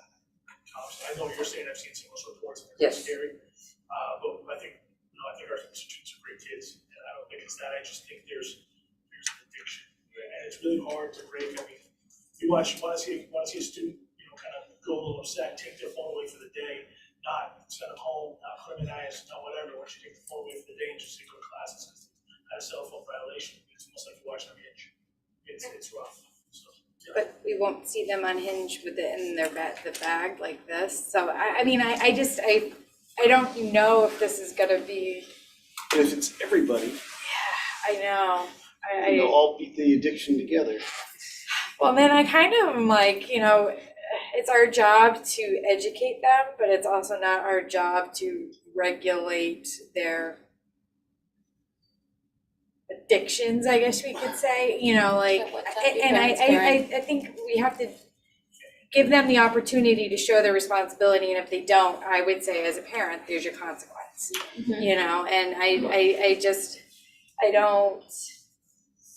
I don't know if we're crossing the line, because there's also a lot of changes happening at the high school, and as a parent whose daughter's processing the changes too, and it's like, I know she would lose her mind. She would, they are going through a lot of changes. They're good changes, but it's just a lot at once. And I think something like that, if it's proposed to all the kids, and even if the kids are the ones hanging it in the bag, they're gonna be like, well, what the heck, what did I do to, so I worry how it's gonna be How many received. kids say that about going to the bathroom though in this place? I hate punishing the entire student body for a few bad ones, and that's what you're saying. But we're doing that with the bathrooms, right? So, and that's not right either. So something's gotta be figured out. Because this is just like, oh my God, it's just like being back in Catholic school where the nuns would do this to us all the time. But you can't have it both ways. You can't say, well, we're gonna teach them responsibility with phones, but we're not gonna teach them responsibility with bathrooms. Yeah, well, that's, Something is wrong. And I don't have an answer, so. Yeah. And the root of that bathroom problem is the vaping situation, and that is a tremendous addiction. Even if they're not vaping pot, right? They're vaping tobacco. It's that, and Shannon explained that it's the intensity of the tobacco in their system that they can't get through the school day, right? Without vaping. And so, I'm gonna call NDDH and see if there's some cessation programs that we can work on, because that is a true physiological addiction. And I think that the cell phones are more of a social emotional addiction. But we're battling with the same kind of thing. And how do we control that? Because our suspension rates last year at the high school were through the roof. And we've got to get a handle on that. We created the in-school suspension, and which is helpful, so that we're not sending students home, because some students would rather be home playing video games than being in school. So we don't think that's a good idea. So we're keeping the kids with us, and they're doing their schoolwork, but we've got to intervene somehow. And I think in both cases, we've got to look down the road of addiction more than of being a disciplinary, a habitual thing. They truly can't live without the phone, and those kids that are vaping on a regular basis truly can't get through the day without that tobacco infusion. And so how do we grapple with that? And we're a small school, and we're a well-run school, and it's a nice place, and still we're grappling with this. I can't even imagine, and I think those larger schools have gone this way where everybody's doing the same thing, and they have seen a reduction. I don't know if there's any schools out there that have used it in the way that you're proposing. I think we need to call the company and find out, are there some schools using it that way? because I'd be interested in knowing that. I agree with Kathleen, you know, and I told the faculty this, kind of on the fence about it. I know we need to do something. My gut is that if people are not being compliant with the shoe bag, how are they going to be compliant with this? And then there are some really good protocols that Central Falls shared with us, that some policy things too, that we can look at. And really it would take a lot of work to put that together, but I feel like Dr. Jones and Dr. Mayo need to do a little more research, but I agree that with them that we need to control that somehow. We just do. We're supposed to be a teaching and learning environment, and I feel like all day long the two of them are policing those kinds of things. And then if it's not that, it's a bullying investigation that takes hours and hours and hours to complete. By the time you interview everybody and you put the report together and you talk to the families, it's like insane. But the root of all evil of that, believe it or not, the root of meeting up in the bathroom is using the cell phone. The bullying is, most of it is through the cell phone. So, I mean, we've got to control it somehow. And I don't want to take away students' voice, but sometimes the adults in the room have got to make the decision.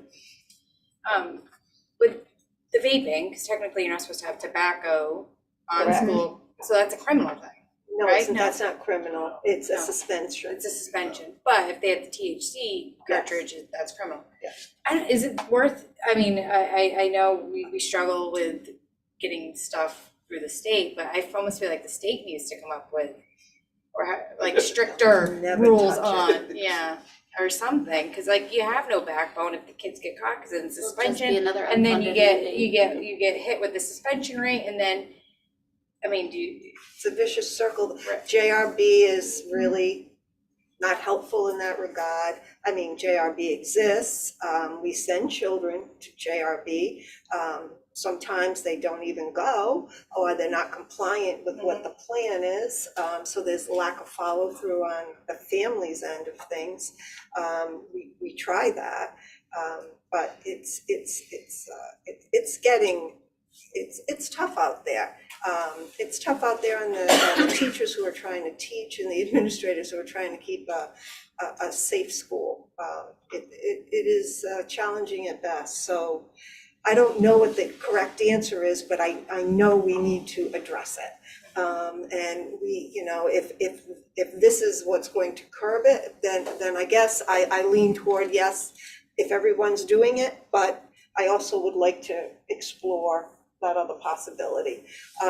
But if the board is amenable to us continuing that pursuit of information around that, I just don't want to get everybody in an uproar if at the end of the day, we're not going to, we don't think this is the way to go.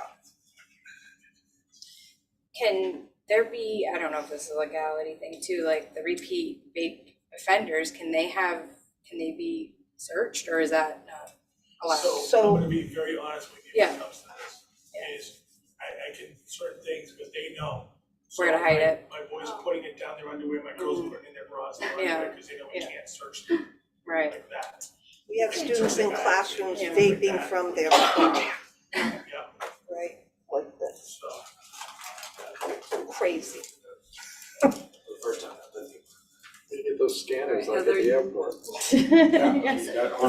What happened with the vaping monitor thing? Do they not work? they Are they work. not effective? Okay, They so are work. they like just going off all day long? More or less, more or less. they're And you can't, so there's they're in no the bathroom. cameras in the bathroom. And so you can see a group of students, but you don't know who. And they're a tight unit, so you through the investigation, you never really find out who, right? The vaping monitors, Yeah, they might tell you that that's happening, but you don't know who. no, and the problem is, and this is one, now just to be very clear about the bathroom thing, Monday we didn't have that rule in place, we had 14 vape issues. Tuesday we had the rule in place, we have.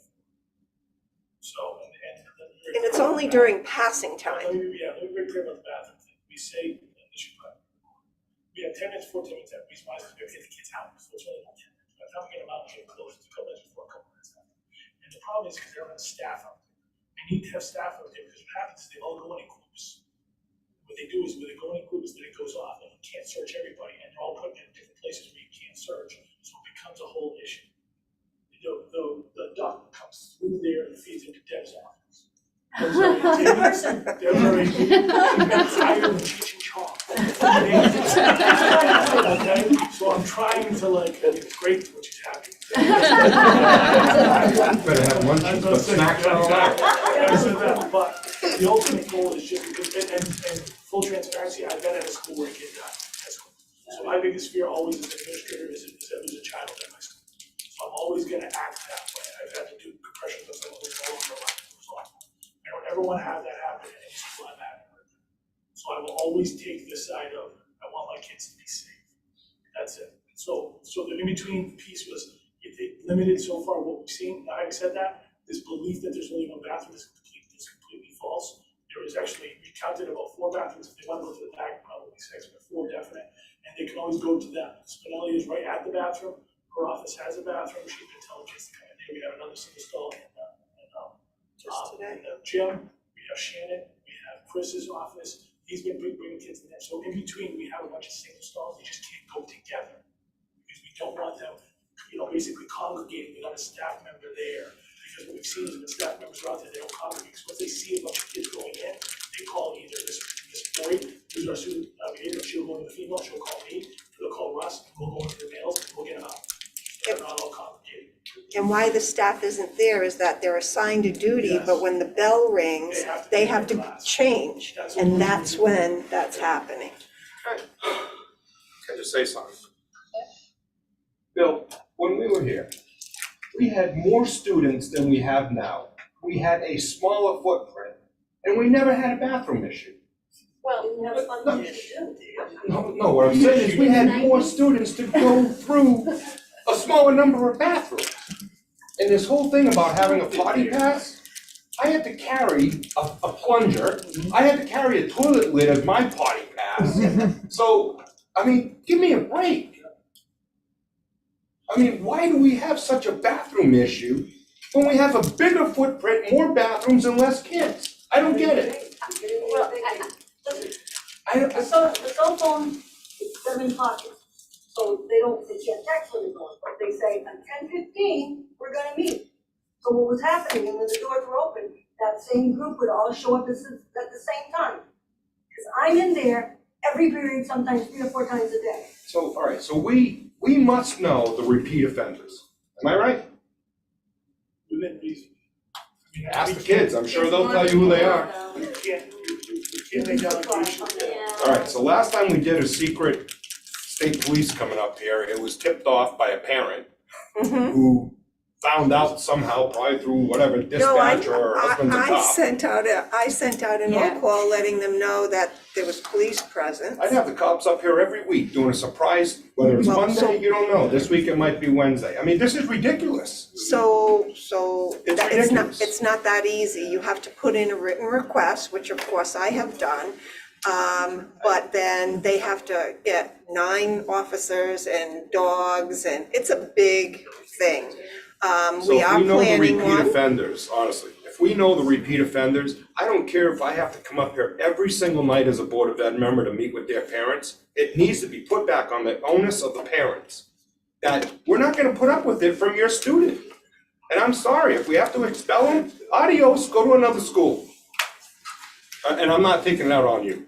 I'm just, I want our teachers, I want them to teach, I want you all, your higher education learners, masters, double masters, quadruple masters, and your hall monitors. Yeah, I know, it's terrible. Your babysitters, it's ridiculous. It is, I'm off my and I feel for soapbox. Mr. Beck Give me and my those podcast. kids over here that are being punished for something they didn't do. Well, I don't know. Yeah. And the crazy thing is, nobody knows health-wise what vaping's gonna look like in 20, 30 they're years on putting these kids, plastic all you over know? us. They have no, the damage that they're doing, they have no clue, you know, and I mean, as a parent, my son's gonna kill me for saying this, but we found out and vaping, but he was having issues with the fog inside his window, and my husband's like, he doesn't know how to use his frosters, and it was the residue from vaping. It had clogged up his windshield. Can you imagine what it's doing to your body as you're ingesting it? So, I mean, that freaked him out enough because he was like, oh my gosh, that was my window. And it was from that he stopped, because he was like, what's it doing inside me? But, you know, these kids just don't know what they're doing to their bodies. It's a scary thing, but that's a whole other thing. Okay, I don't know, we do have to solve this damn bathroom issue, because I'm sick of being tired of hearing about it. So Might as well just put a line of porta potties outside. Really? If we're Honest to looking God. for, but I think the initial line of discussion with Dr. Mayo was, should they proceed in looking into this Correct. in more detail? I think we should proceed without making a commitment to actually doing it, but yes. Right, I for one think that we should continue looking into it, because if the issue is not under control, unfortunately, you know, No, I agree. we are babysitters, since parents won't do it. Yeah, And I the one agree. thing we have to worry about, I think, is if we do it where it's just the offender kid, they may have a friend that'll let them use their phone. So then you're bringing in another kid into the equation. And how do you punish the kid for helping the friend? So And that's a you're bullying exactly issue right. too. You have to do that. And in terms of the vaping, and I know I sat in on a couple of things, Justin could probably add to that, but I sat in 10 years ago on a legislative session at the Capitol on vaping. And it was basically when vaping, you could be 12 years old and still buy the product, right? And just the statistics and the health stuff is just phenomenal. Whoever's vaping, they have no idea about wet lung and all this other stuff going on. But the complexity of it is these things are in pens now. I mean, you know, they can conceal them so small. I worry about that THC in the pens. I've seen, been at a couple of police things with that, and the stuff that they put it in now, you just can't detect it. That's so scary. It is.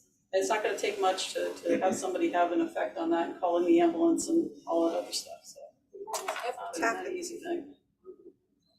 Okay, so consensus, do we have a Yeah, consensus? we can't solve all the problems at once, but let's Nope. do them one at a time. Yeah, This right. is one, let's get a cost and a plan, and let's just see if it works for us. If it does, and then maybe that'll take away one problem and we can try something else out. And get a report about how the bathroom situation is for next meeting too. That's a big one. I have a quick question as a follow-up.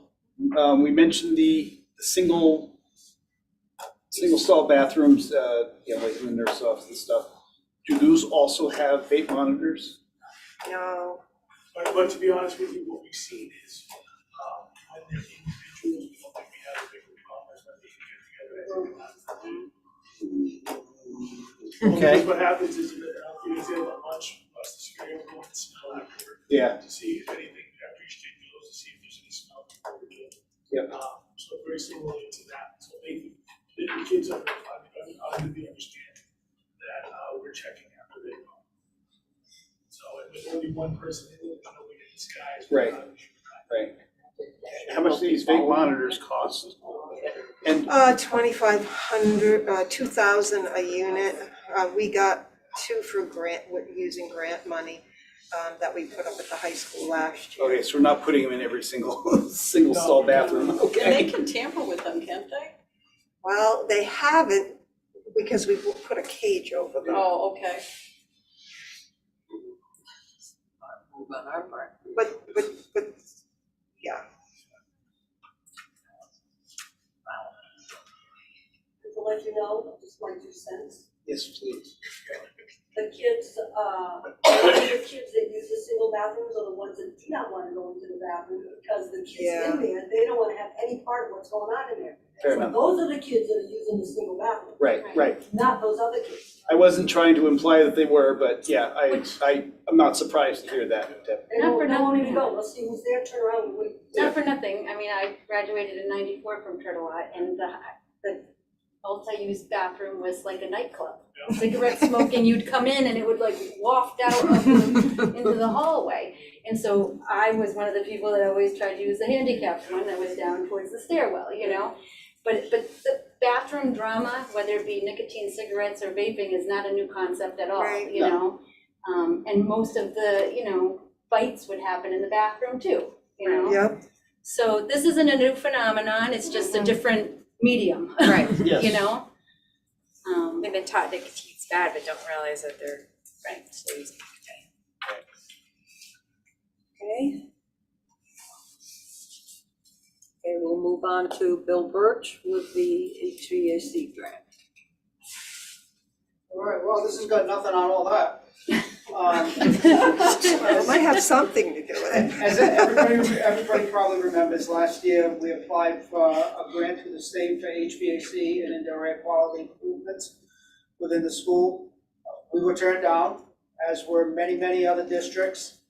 Turned out that the guidance wasn't particularly clear, the instructions were a little elusive. In the end, the state only awarded about a third of the available funds. They opened the grant up again in August, to be open until December 31st of this year, so it's the same time frame a year later. We have every reason to believe that this time we're gonna receive the grant. Everything is much clearer. Superintendent and myself have sat in on one or two guidance sessions where they've answered some questions. There's also some federal money attached to it, so there's a bigger pool this year than there was last year. But with that comes some changes. So a couple of things that have come about, I discussed with young Bill today because there's some federal money involved. He's got a few more questions to answer. But the big thing for this board and for the Board of Selectmen is that the resolutions that you all approved a year ago now have to be slightly changed. And they are very specific to the point that the state actually gave us a template that was more like insert your name here. So what we need to do is both this board and the Board of Selectmen need to redo those resolutions. Fortunately, we do not have to go back to town meeting or referendum again. That's all good. We just need to redo these resolutions again, and this meeting tonight and the next selectmen's meeting is November 21st. And I would say shortly after Thanksgiving, the superintendent will be ready to press the button and send it on its way. So do we have the resolutions that the board needs to approve? Yeah, it's in our packet. Everybody's packet.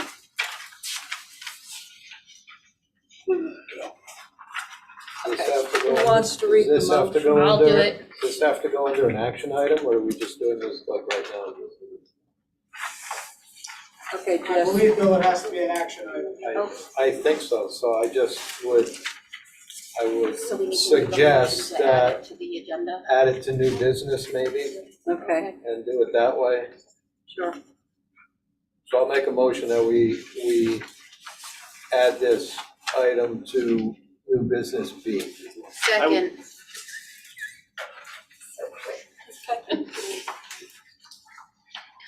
Well, I'll need a motion for that. I just made it. and I You did seconded that? it. Second, okay.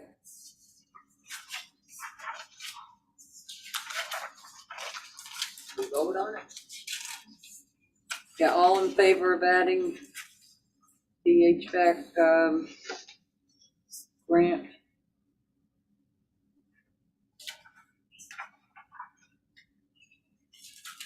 Motion It's a motion, to resolution, new business, whatever it is. say aye. Aye. Any opposition, say no. Okay, we'll add that as item C. Can I just ask Bill a question? Can I ask Bill a question? Yes, you may. Which one? The majority, what do you call it? The expert. It should be C. Bill, quick question for you, the early learning center, the That newest should building, be C because B is. That's what I said, C. Oh, you did it? Yep. how do we get the climate Teacher contract. down Yep, there thank you. regulated in a better fashion? I So have there's it on not the such agenda. swings in the summer with hot and then cool in the winter. Does it have to do with the windows? I know we put the films on. There's not a lot we're gonna do about the summer with the hot. Okay. Because the building is what it is. Yep. There are many places that I don't personally believe are well insulated. It has a lot to do with the windows. Yep. Because the windows, while they are very good glazing, the glass is excellent, it's low E, it's triple pane, it's everything you could ask for, but there's no thermal break on those aluminum frames. So whatever is outside, be it hot or cold, is transmitting. Aluminum is a pretty good conductor of thermal exchange, and whatever is outside is coming inside. Could change the windows, could re-insulate the building, but it is what it's designed to be. Is this something that we should bring up at the building committee, or is this something, I mean, just, are there anything? So before you think about that. Yeah, I'm just asking. The way school building projects work is that with the exception, I would say, of this current HVAC project, which allows for upgrades and retrofitting of spaces, and one other grant that we received as an alliance district that allowed us to do renovations. The state is great at buying it for you once, but they will not buy it for you again. So we're the building committee to go before the state and say, okay, we want $3 million to replace all the windows that we put in 2007. The answer would be, I'm afraid not. I guess my question was, is it more of a boiler issue, but it doesn't sound like that, it's more of a structural No, issue. it is not. It's the most of the issues in that area are with the building. Okay, thank you. Okay. Now we come to the Board of Education Service Recognition.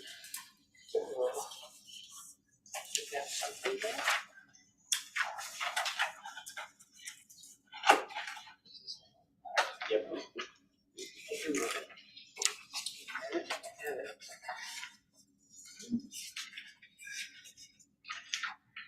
Okay, we can skip it. No. What do they do with it? Swing it. Okay. Who's first?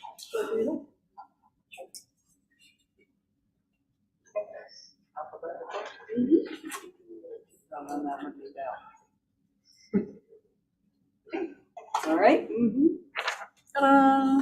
Here you guys. Come on, Val. Well.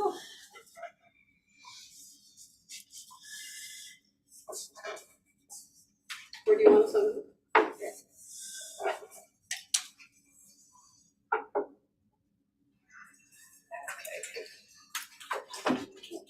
Whose is whose? Okay. This. Okay. This one's for Val. Thank you. On behalf of the Board of Education, I am pleased to present this plaque to Valentine for her 6 years of service on the board. We will miss her insightful discussions and questions about issues that come before the board. And even though you are leaving us, please don't stop sending those interesting articles you come across in your research. And may you enjoy your future endeavors. Thank you, Val. I have not been on control.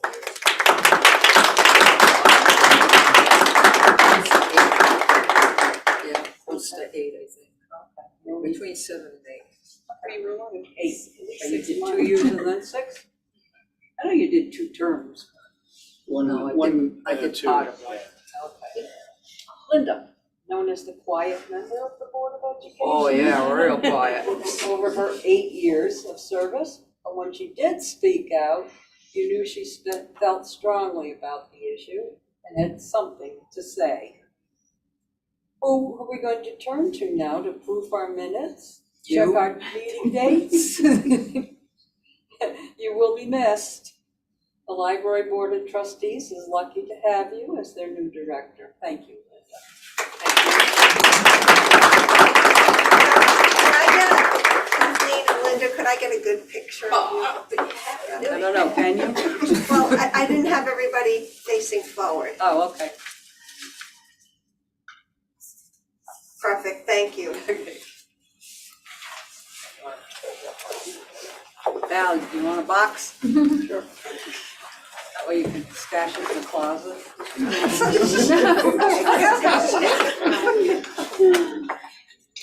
Better not show up at a yard sale or a Facebook. I don't know whose it was. Okay. Finally, we get to the administrative reports. In a very,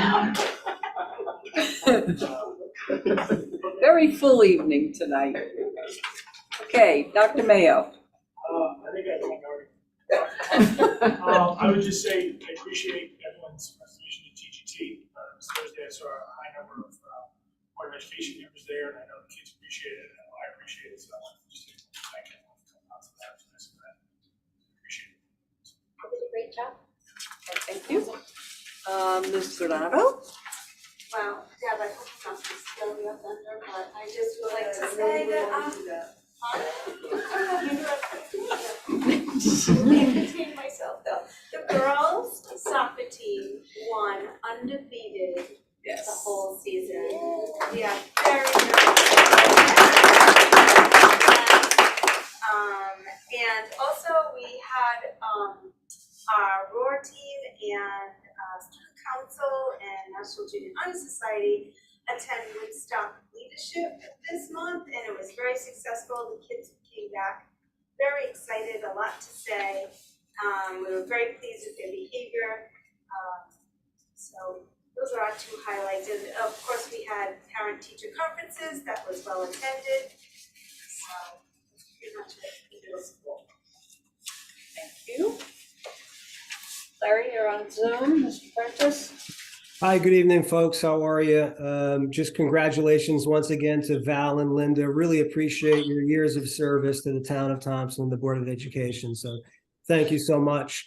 After several years and hours and hours of work and collaboration and professional development, the Mary R. Fisher Elementary School has become accredited once again for 5 years. So a huge thank you, of course, to the teams, Tara Brissett, Samantha Drobiak, Andrea Tomeo, Ellen Jones, Amanda Jazerski, Carolyn Martineau, Laura Jeffrey, and Tina Nolan, and of course the Paras as well. I can't tell you, I mean, I know I sound like a broken record, but the amount of work and effort that went into this is just tremendous. So hats off to those folks. We also had parent-teacher conferences. Those were well attended. PTO on the same night had handed out pies for a fundraiser. So I saw Mrs. Bolte working her tail off there, handing out pies. So nice job. Hey, $5,700 on that fundraiser. Students celebrated Halloween on the 31st in school. Everybody had a blast on that day. Thank you to Jennifer Bessonnier and all of the teachers who are running Math Lab in the elementary school for the 3rd straight year. That's been really a welcomed addition, and thank you to the teachers that are participating in that. Welcome to Miss Miranda Burmeister. Through all the hard work of Mrs. Smith, she was able to secure Miranda Burmeister as the guidance counselor in the elementary school. She has hit the ground running, and Mrs. Ellsworth, our social worker, has transitioned her very nicely. Today was World Kindness Day, so we celebrated that in the elementary school, and got a lot of great things going on in the elementary. So hats off to everybody, really. Okay, thank you. Mr. Stiglitz. Yes, our revised budget still stands at 20.6 million, no change there. Year-to-date spending is at 5.8, which is about 28% of budget, still lower than where we were at this point last year. Encumbrances are up just a touch from where we were last month to 13.5 million, 65% of the budget. Projected spending, we're still holding at a pace that's slightly lower than where we were last year. Right now, we're projecting 19.3 million, or about 94% of the budget. Just like last month, I'm pleased to report that at the moment, there are currently no departments in a deficit position. A little update on FY 2023. There's been no change in our expected deficit that I reported, I think, 2 months ago at approximately $62,000. The auditors were in for their year-end field work at the end of October, just before Halloween. Kudos to the finance team, Paula down at the town hall and Eileen and Patrick up here. They were very, very pleased with the level of preparation. Keep in mind that that field work happened a full month earlier this year than it did last year, and our preparation was well ahead of where we were last year. So that was really an encouraging sign there. On another sort of anecdotal note, the auditors actually didn't even have to come up to the school this time around. We had done a nice job and pulled all the materials that they needed for their testing for the school. And we'd actually brought it down to the town and kind of streamlined the operation for them, and it went pretty smoothly. That said, there's always a number of open items when the auditors come out of the field and move on to doing, they pretty much are doing a different town every week at this point. But we're chasing down all the open items. We've been in regular contact with them, and they've actually already started the EFS related audit work, which last year I don't think started until December. So some good news to report there.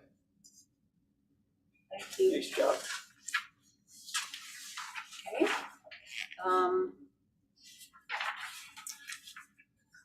Ms. Giamarinaro. We hired a new kindergarten teacher who has a dual certification in special ed. Kimberly Santinello, she begins on Wednesday the 15th actually. We still have 2 open positions. We have the high school life skills position, which has been a very hard position to fill.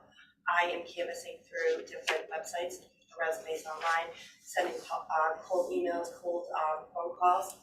I think I have talked to every single special education teacher that I know in Blackstone Valley to see if I can get a lead on that, but we are canvassing and we are working through that.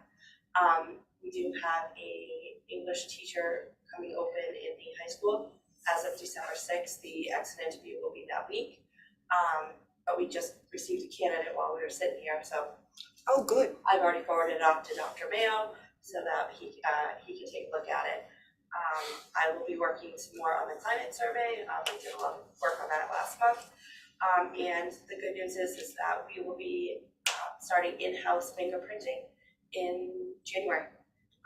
Melinda has helped me secure everything, and we will be going through training for that, bringing in a whole new system that will streamline our onboarding process and quicken the time that we get back the results on the fingerprinting. Okay. Ms. Spinelli. So Hillary told you. Sorry. But the boys also struggled and got back, and they made the playoffs too down there, and they ended up getting, they lost in the semifinals, but they worked hard all year and they did. I think the girls, the last time the girls won QBC was probably, I'm gonna say it was in the late, I think it was the early 80s. Wow. Yeah, that was the last time we had anybody win the QBC. So it was a big accomplishment. Our player meetings were last week. Middle school basketball and cheerleading started today.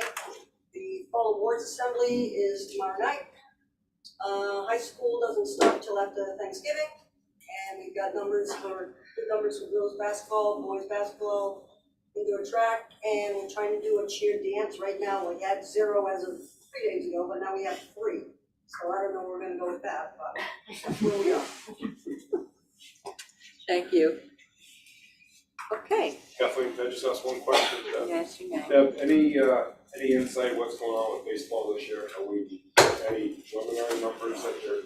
Well, Germany's having a team this year. We have to run this team. I'm afraid if we don't run it this year, we're gonna lose it all together. I've heard rumblings that there's several boys at big track that are looking into baseball. Right. Yeah. We're trying desperately. Problem is, we're gonna have a lot of kids that are very inexperienced playing in a very challenging league. We're not at a JV level, we're gonna play a varsity program, so.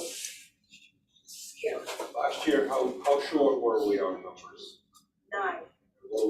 If you had to take a guess today, where you think we're at right now with the positive? 10 or 11. Problem is, when you get pitching, Right. playing 3 or 4 games a week, you gotta rotate the pitchers. And every kid's gonna have to pitch, whether you throw the ball or not. I may have to suit up. In your Barbie outfit? Do what we have to do. Thank you.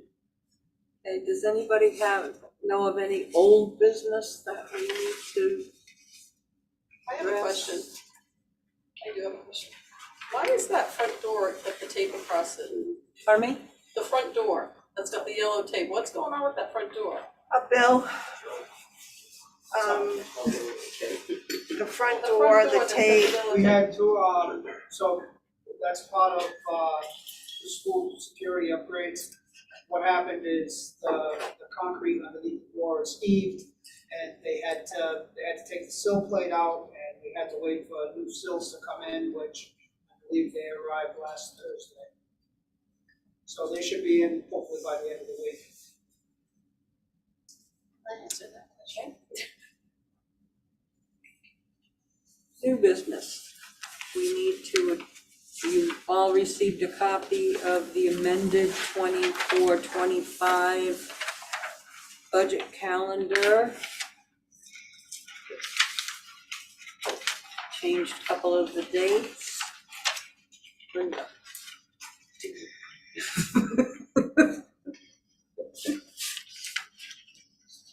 Anyway, apparently one of the dates fell into the February break and also January. And the January. Okay. Oh, it was Martin Luther King. Yeah, I didn't even catch that one.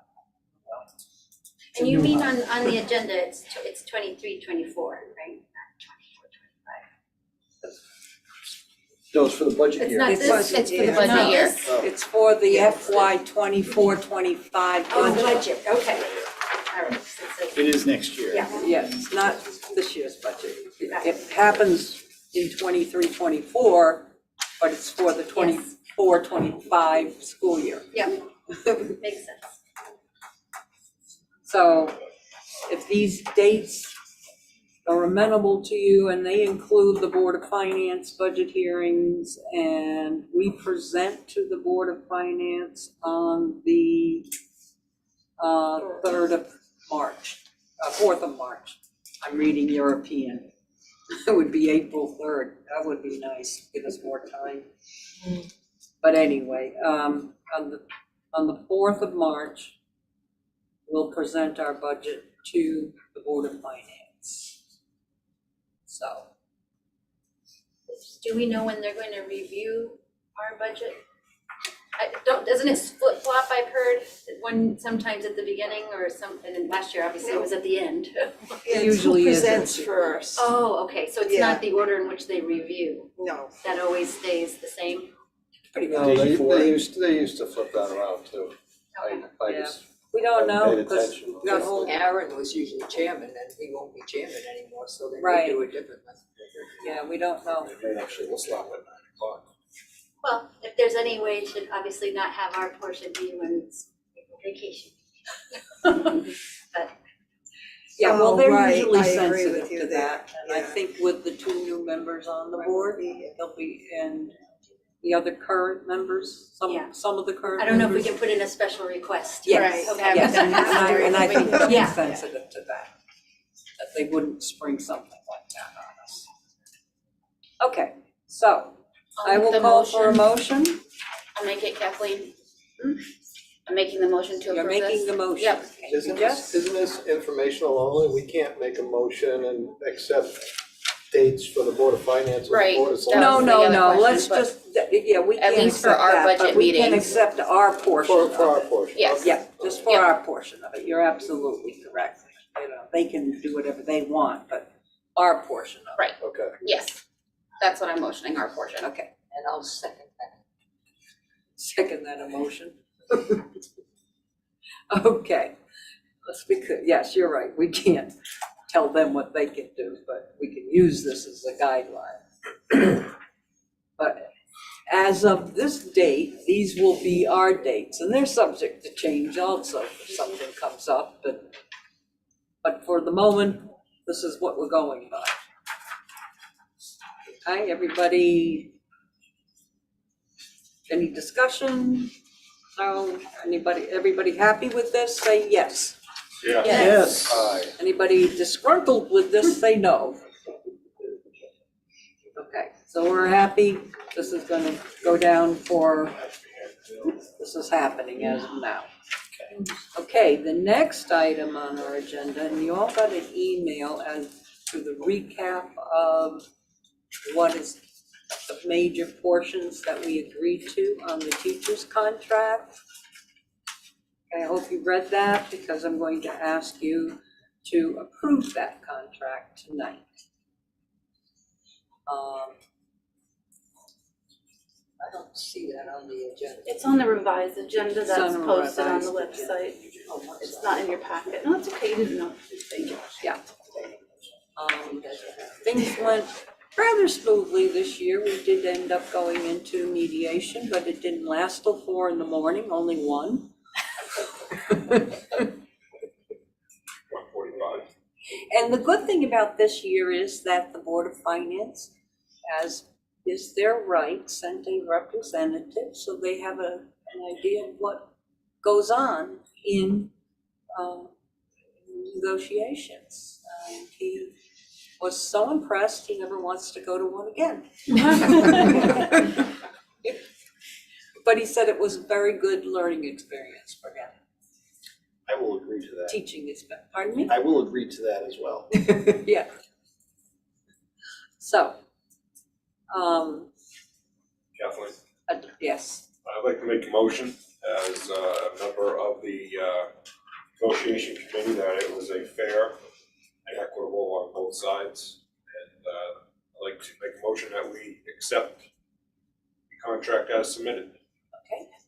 Do I have a second? As a member of that committee, I will second it. Okay. All right, any discussion on the teacher's contract? We did all review the email, please, okay. Hearing no discussion, I will put the motion to the floor. All in favor of accepting, it's a 3-year contract, for the teachers, say aye. Aye. Any opposition, say no. Any abstentions? That is accepted. You can go back and tell them that the board has officially accepted the contract. Has the teachers union ratified it yet? Yes. They have, okay. Yep, 59-1. Really? 59-1. I'll catch that one person. I want to bring back my motion. Okay, Jess, you wanted to read the? Sure. Okay. I make the motion that the Thompson Board of Education authorizes the superintendent of schools on their behalf to apply to the Commissioner of Administrative Services to accept or reject a grant for the HVAC IAQ grant at the Turtlet Memorial High School, Thompson Middle School, and Mary R. Fisher Elementary School. I'll second it. Okay. All right. And Bill, you were saying there were more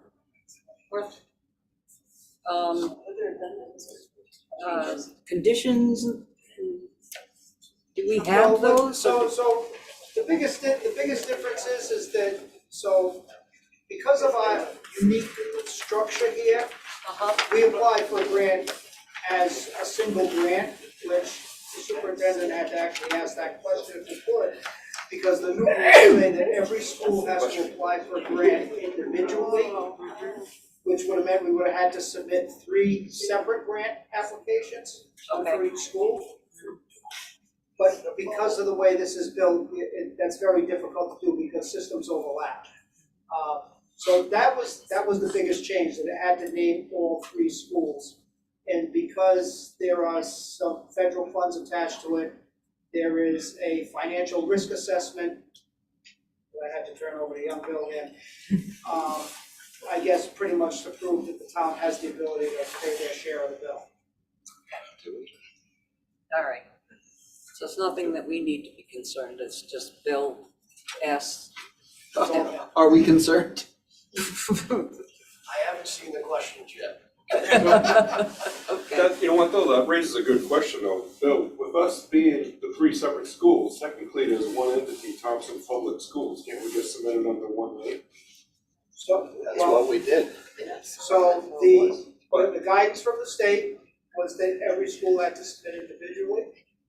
But the superintendent asked the question, and we were told that because of our unique situation, Okay, and it's only because it's so unique, that we could submit one grant. so you just put it on the Thompson No, Public? No, we it have to, was- that's why we had to make that motion, it lists all three, It all was three. under Thompson Public Schools. Tom, You're don't part of the building, No, you're part of the building committee, you should know. I understand that. Okay, so it's the same exact thing, instead, we took out Thompson Public School and put in the 3 names, that's the only thing that Still one changed. grant. I understand that. Oh, I'm sorry then. It's totally fine.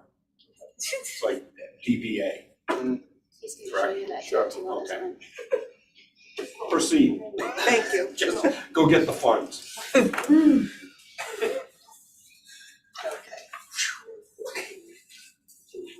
You never listen when I talk in the meetings. All right. You said? All right. So, the motion is on the floor to allow the superintendent to apply for the grant. It has been seconded. I will now call for a vote. All in favor, say aye. Aye. Any opposition, say no. Any abstentions? The motion passes. Hooray. Okay. Any correspondence?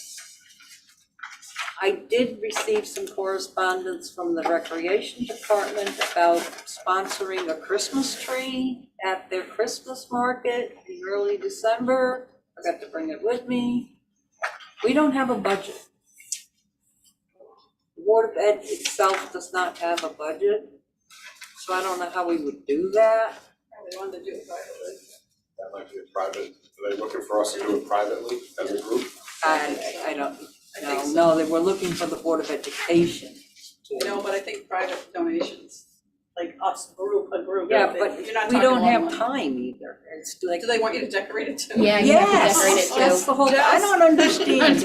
My plate I really is don't, full. I don't understand what the thing is. I think you, So you have to purchase the tree, either, because I looked into this for Girl Scouts and they came to both PTOs too, and PTO said no, because it's not in the mission of PTO yeah, for that particular project. So you have to purchase the tree, all of the decorations, come in at a certain date and time, set it all up, and then people come through the market and essentially they raffle off those trees to support senior programs. right, okay. So, but it is based off of, you've got to supply the funds to do all of, and then do all the work as well, which it's a great community building opportunity.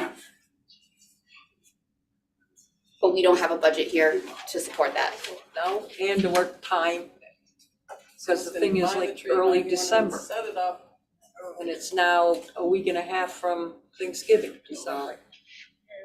And I just got it in the mail the other day. Yep. So. Maybe next year. I think it's a great idea. I think that Christmas market thing is, or whatever they're calling it, is gonna be a great idea.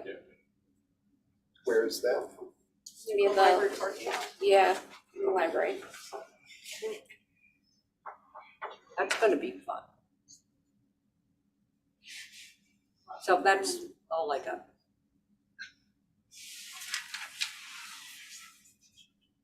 Motion to adjourn? No, citizens' Oh, I comments. thought you said that's all you had. That's all I had for correspondence. Oh, okay. All right. Citizens' comments, anybody? Yes? It's my last time for 6 years that I invite citizens' comments. Name, address. I didn't hear you, I'm sorry. We're starting this off well. So I would like to say thank you for everything, Val, Linda, that you guys have done. This place wouldn't be where it is without your input over the time that you've been on board. I've got some big shoes to fill. With regards to some of the things that I heard tonight, I think we as a country have a problem with addiction, whether it be cell phone, whether it be substances, whether it be anything else out there, right, from Tiger Woods all the way down. I think maybe, and I know this year we had a behavioral specialist that was in the budget that got pulled out because of budget constraints.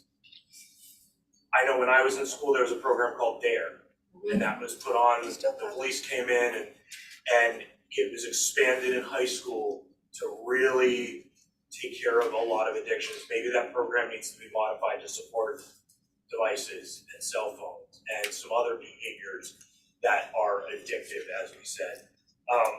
I think with the bags and some of the disciplinary things that we talked about, we create a better mousetrap and we get a smarter mouse, right? Every single time, I mean, we as adults do it. Heather admitted to it. You know, we create a mousetrap, we get a better mouse. Positive reinforcement seems to be really well in the workplace. I know where I work, positive reinforcement works really well.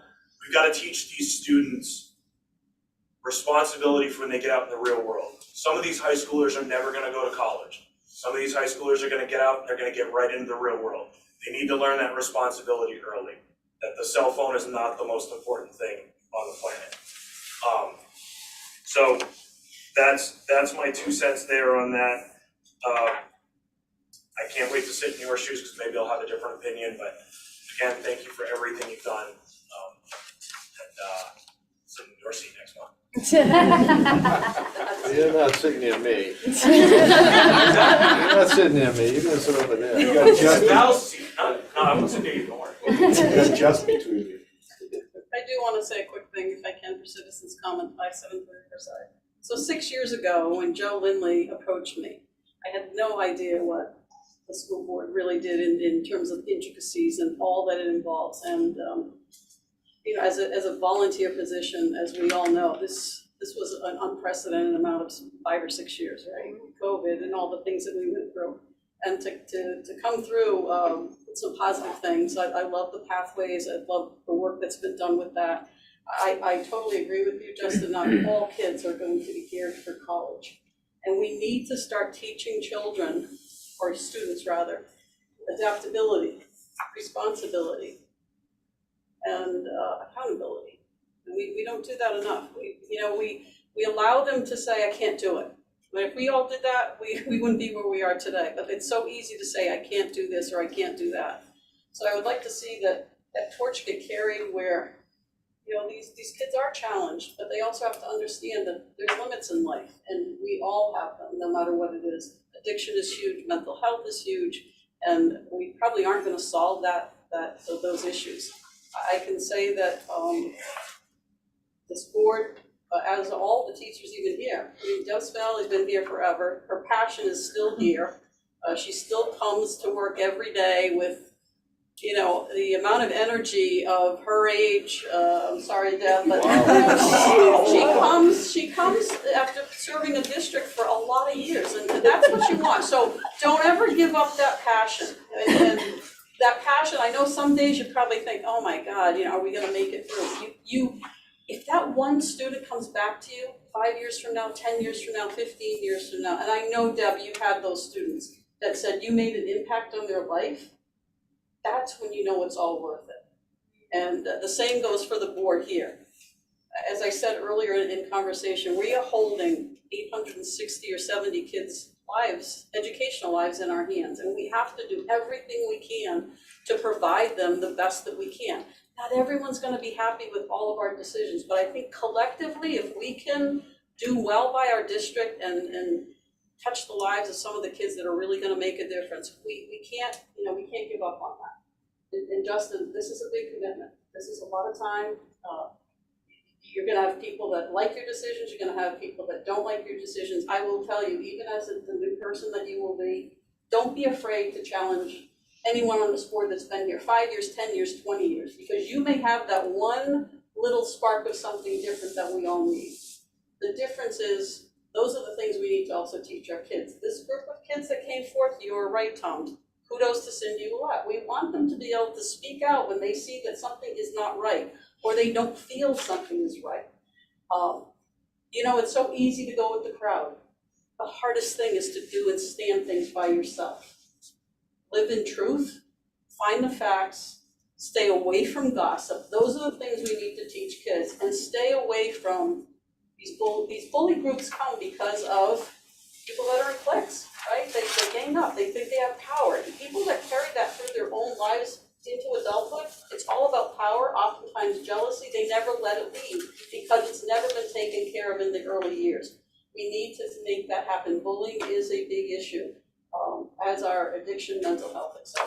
So Justin, kudos to you and Kristen that are coming on the board. It's a lot, and just, you know, wear your heart on your sleeve, go with what your gut is. Don't only defend for your own kids, but think that there's a lot of other kids that can be impacted. And if you impact that one life, like a Deb Spinelli has done for many in this district, you're gonna come back feeling good about yourself. I've had 6 good years, and you know, I couldn't have had a better man ask me. Joe Lindley, I still today miss him dearly. Joe was, not only was he for the kids of Thompson, he was for the whole region. He did things that, yeah, this was a guy that nearly didn't make it through school. I mean, he probably had one more day and that was it. If my mother didn't go down and drag him out of Dean Elise, he would never have graduated Thompson Public Schools. That's a true story, and Joe used to tell that. So for Joe's memory, I'm grateful to him. And Melinda, I've totally enjoyed working with you, Kathleen, and people on the board. And Danielle, you know, the ship couldn't go forward without all the things that you do to support everybody.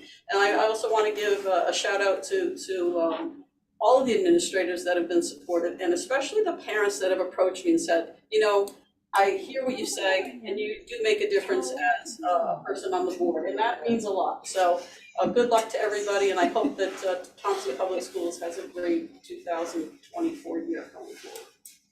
Thank you, Val. Be grateful I'm the quiet one. Be grateful I'm the quiet one. You're quiet, but you're passionate. You just wouldn't find a way. Okay. I'd like to make a motion to adjourn. Yes. Second. Second.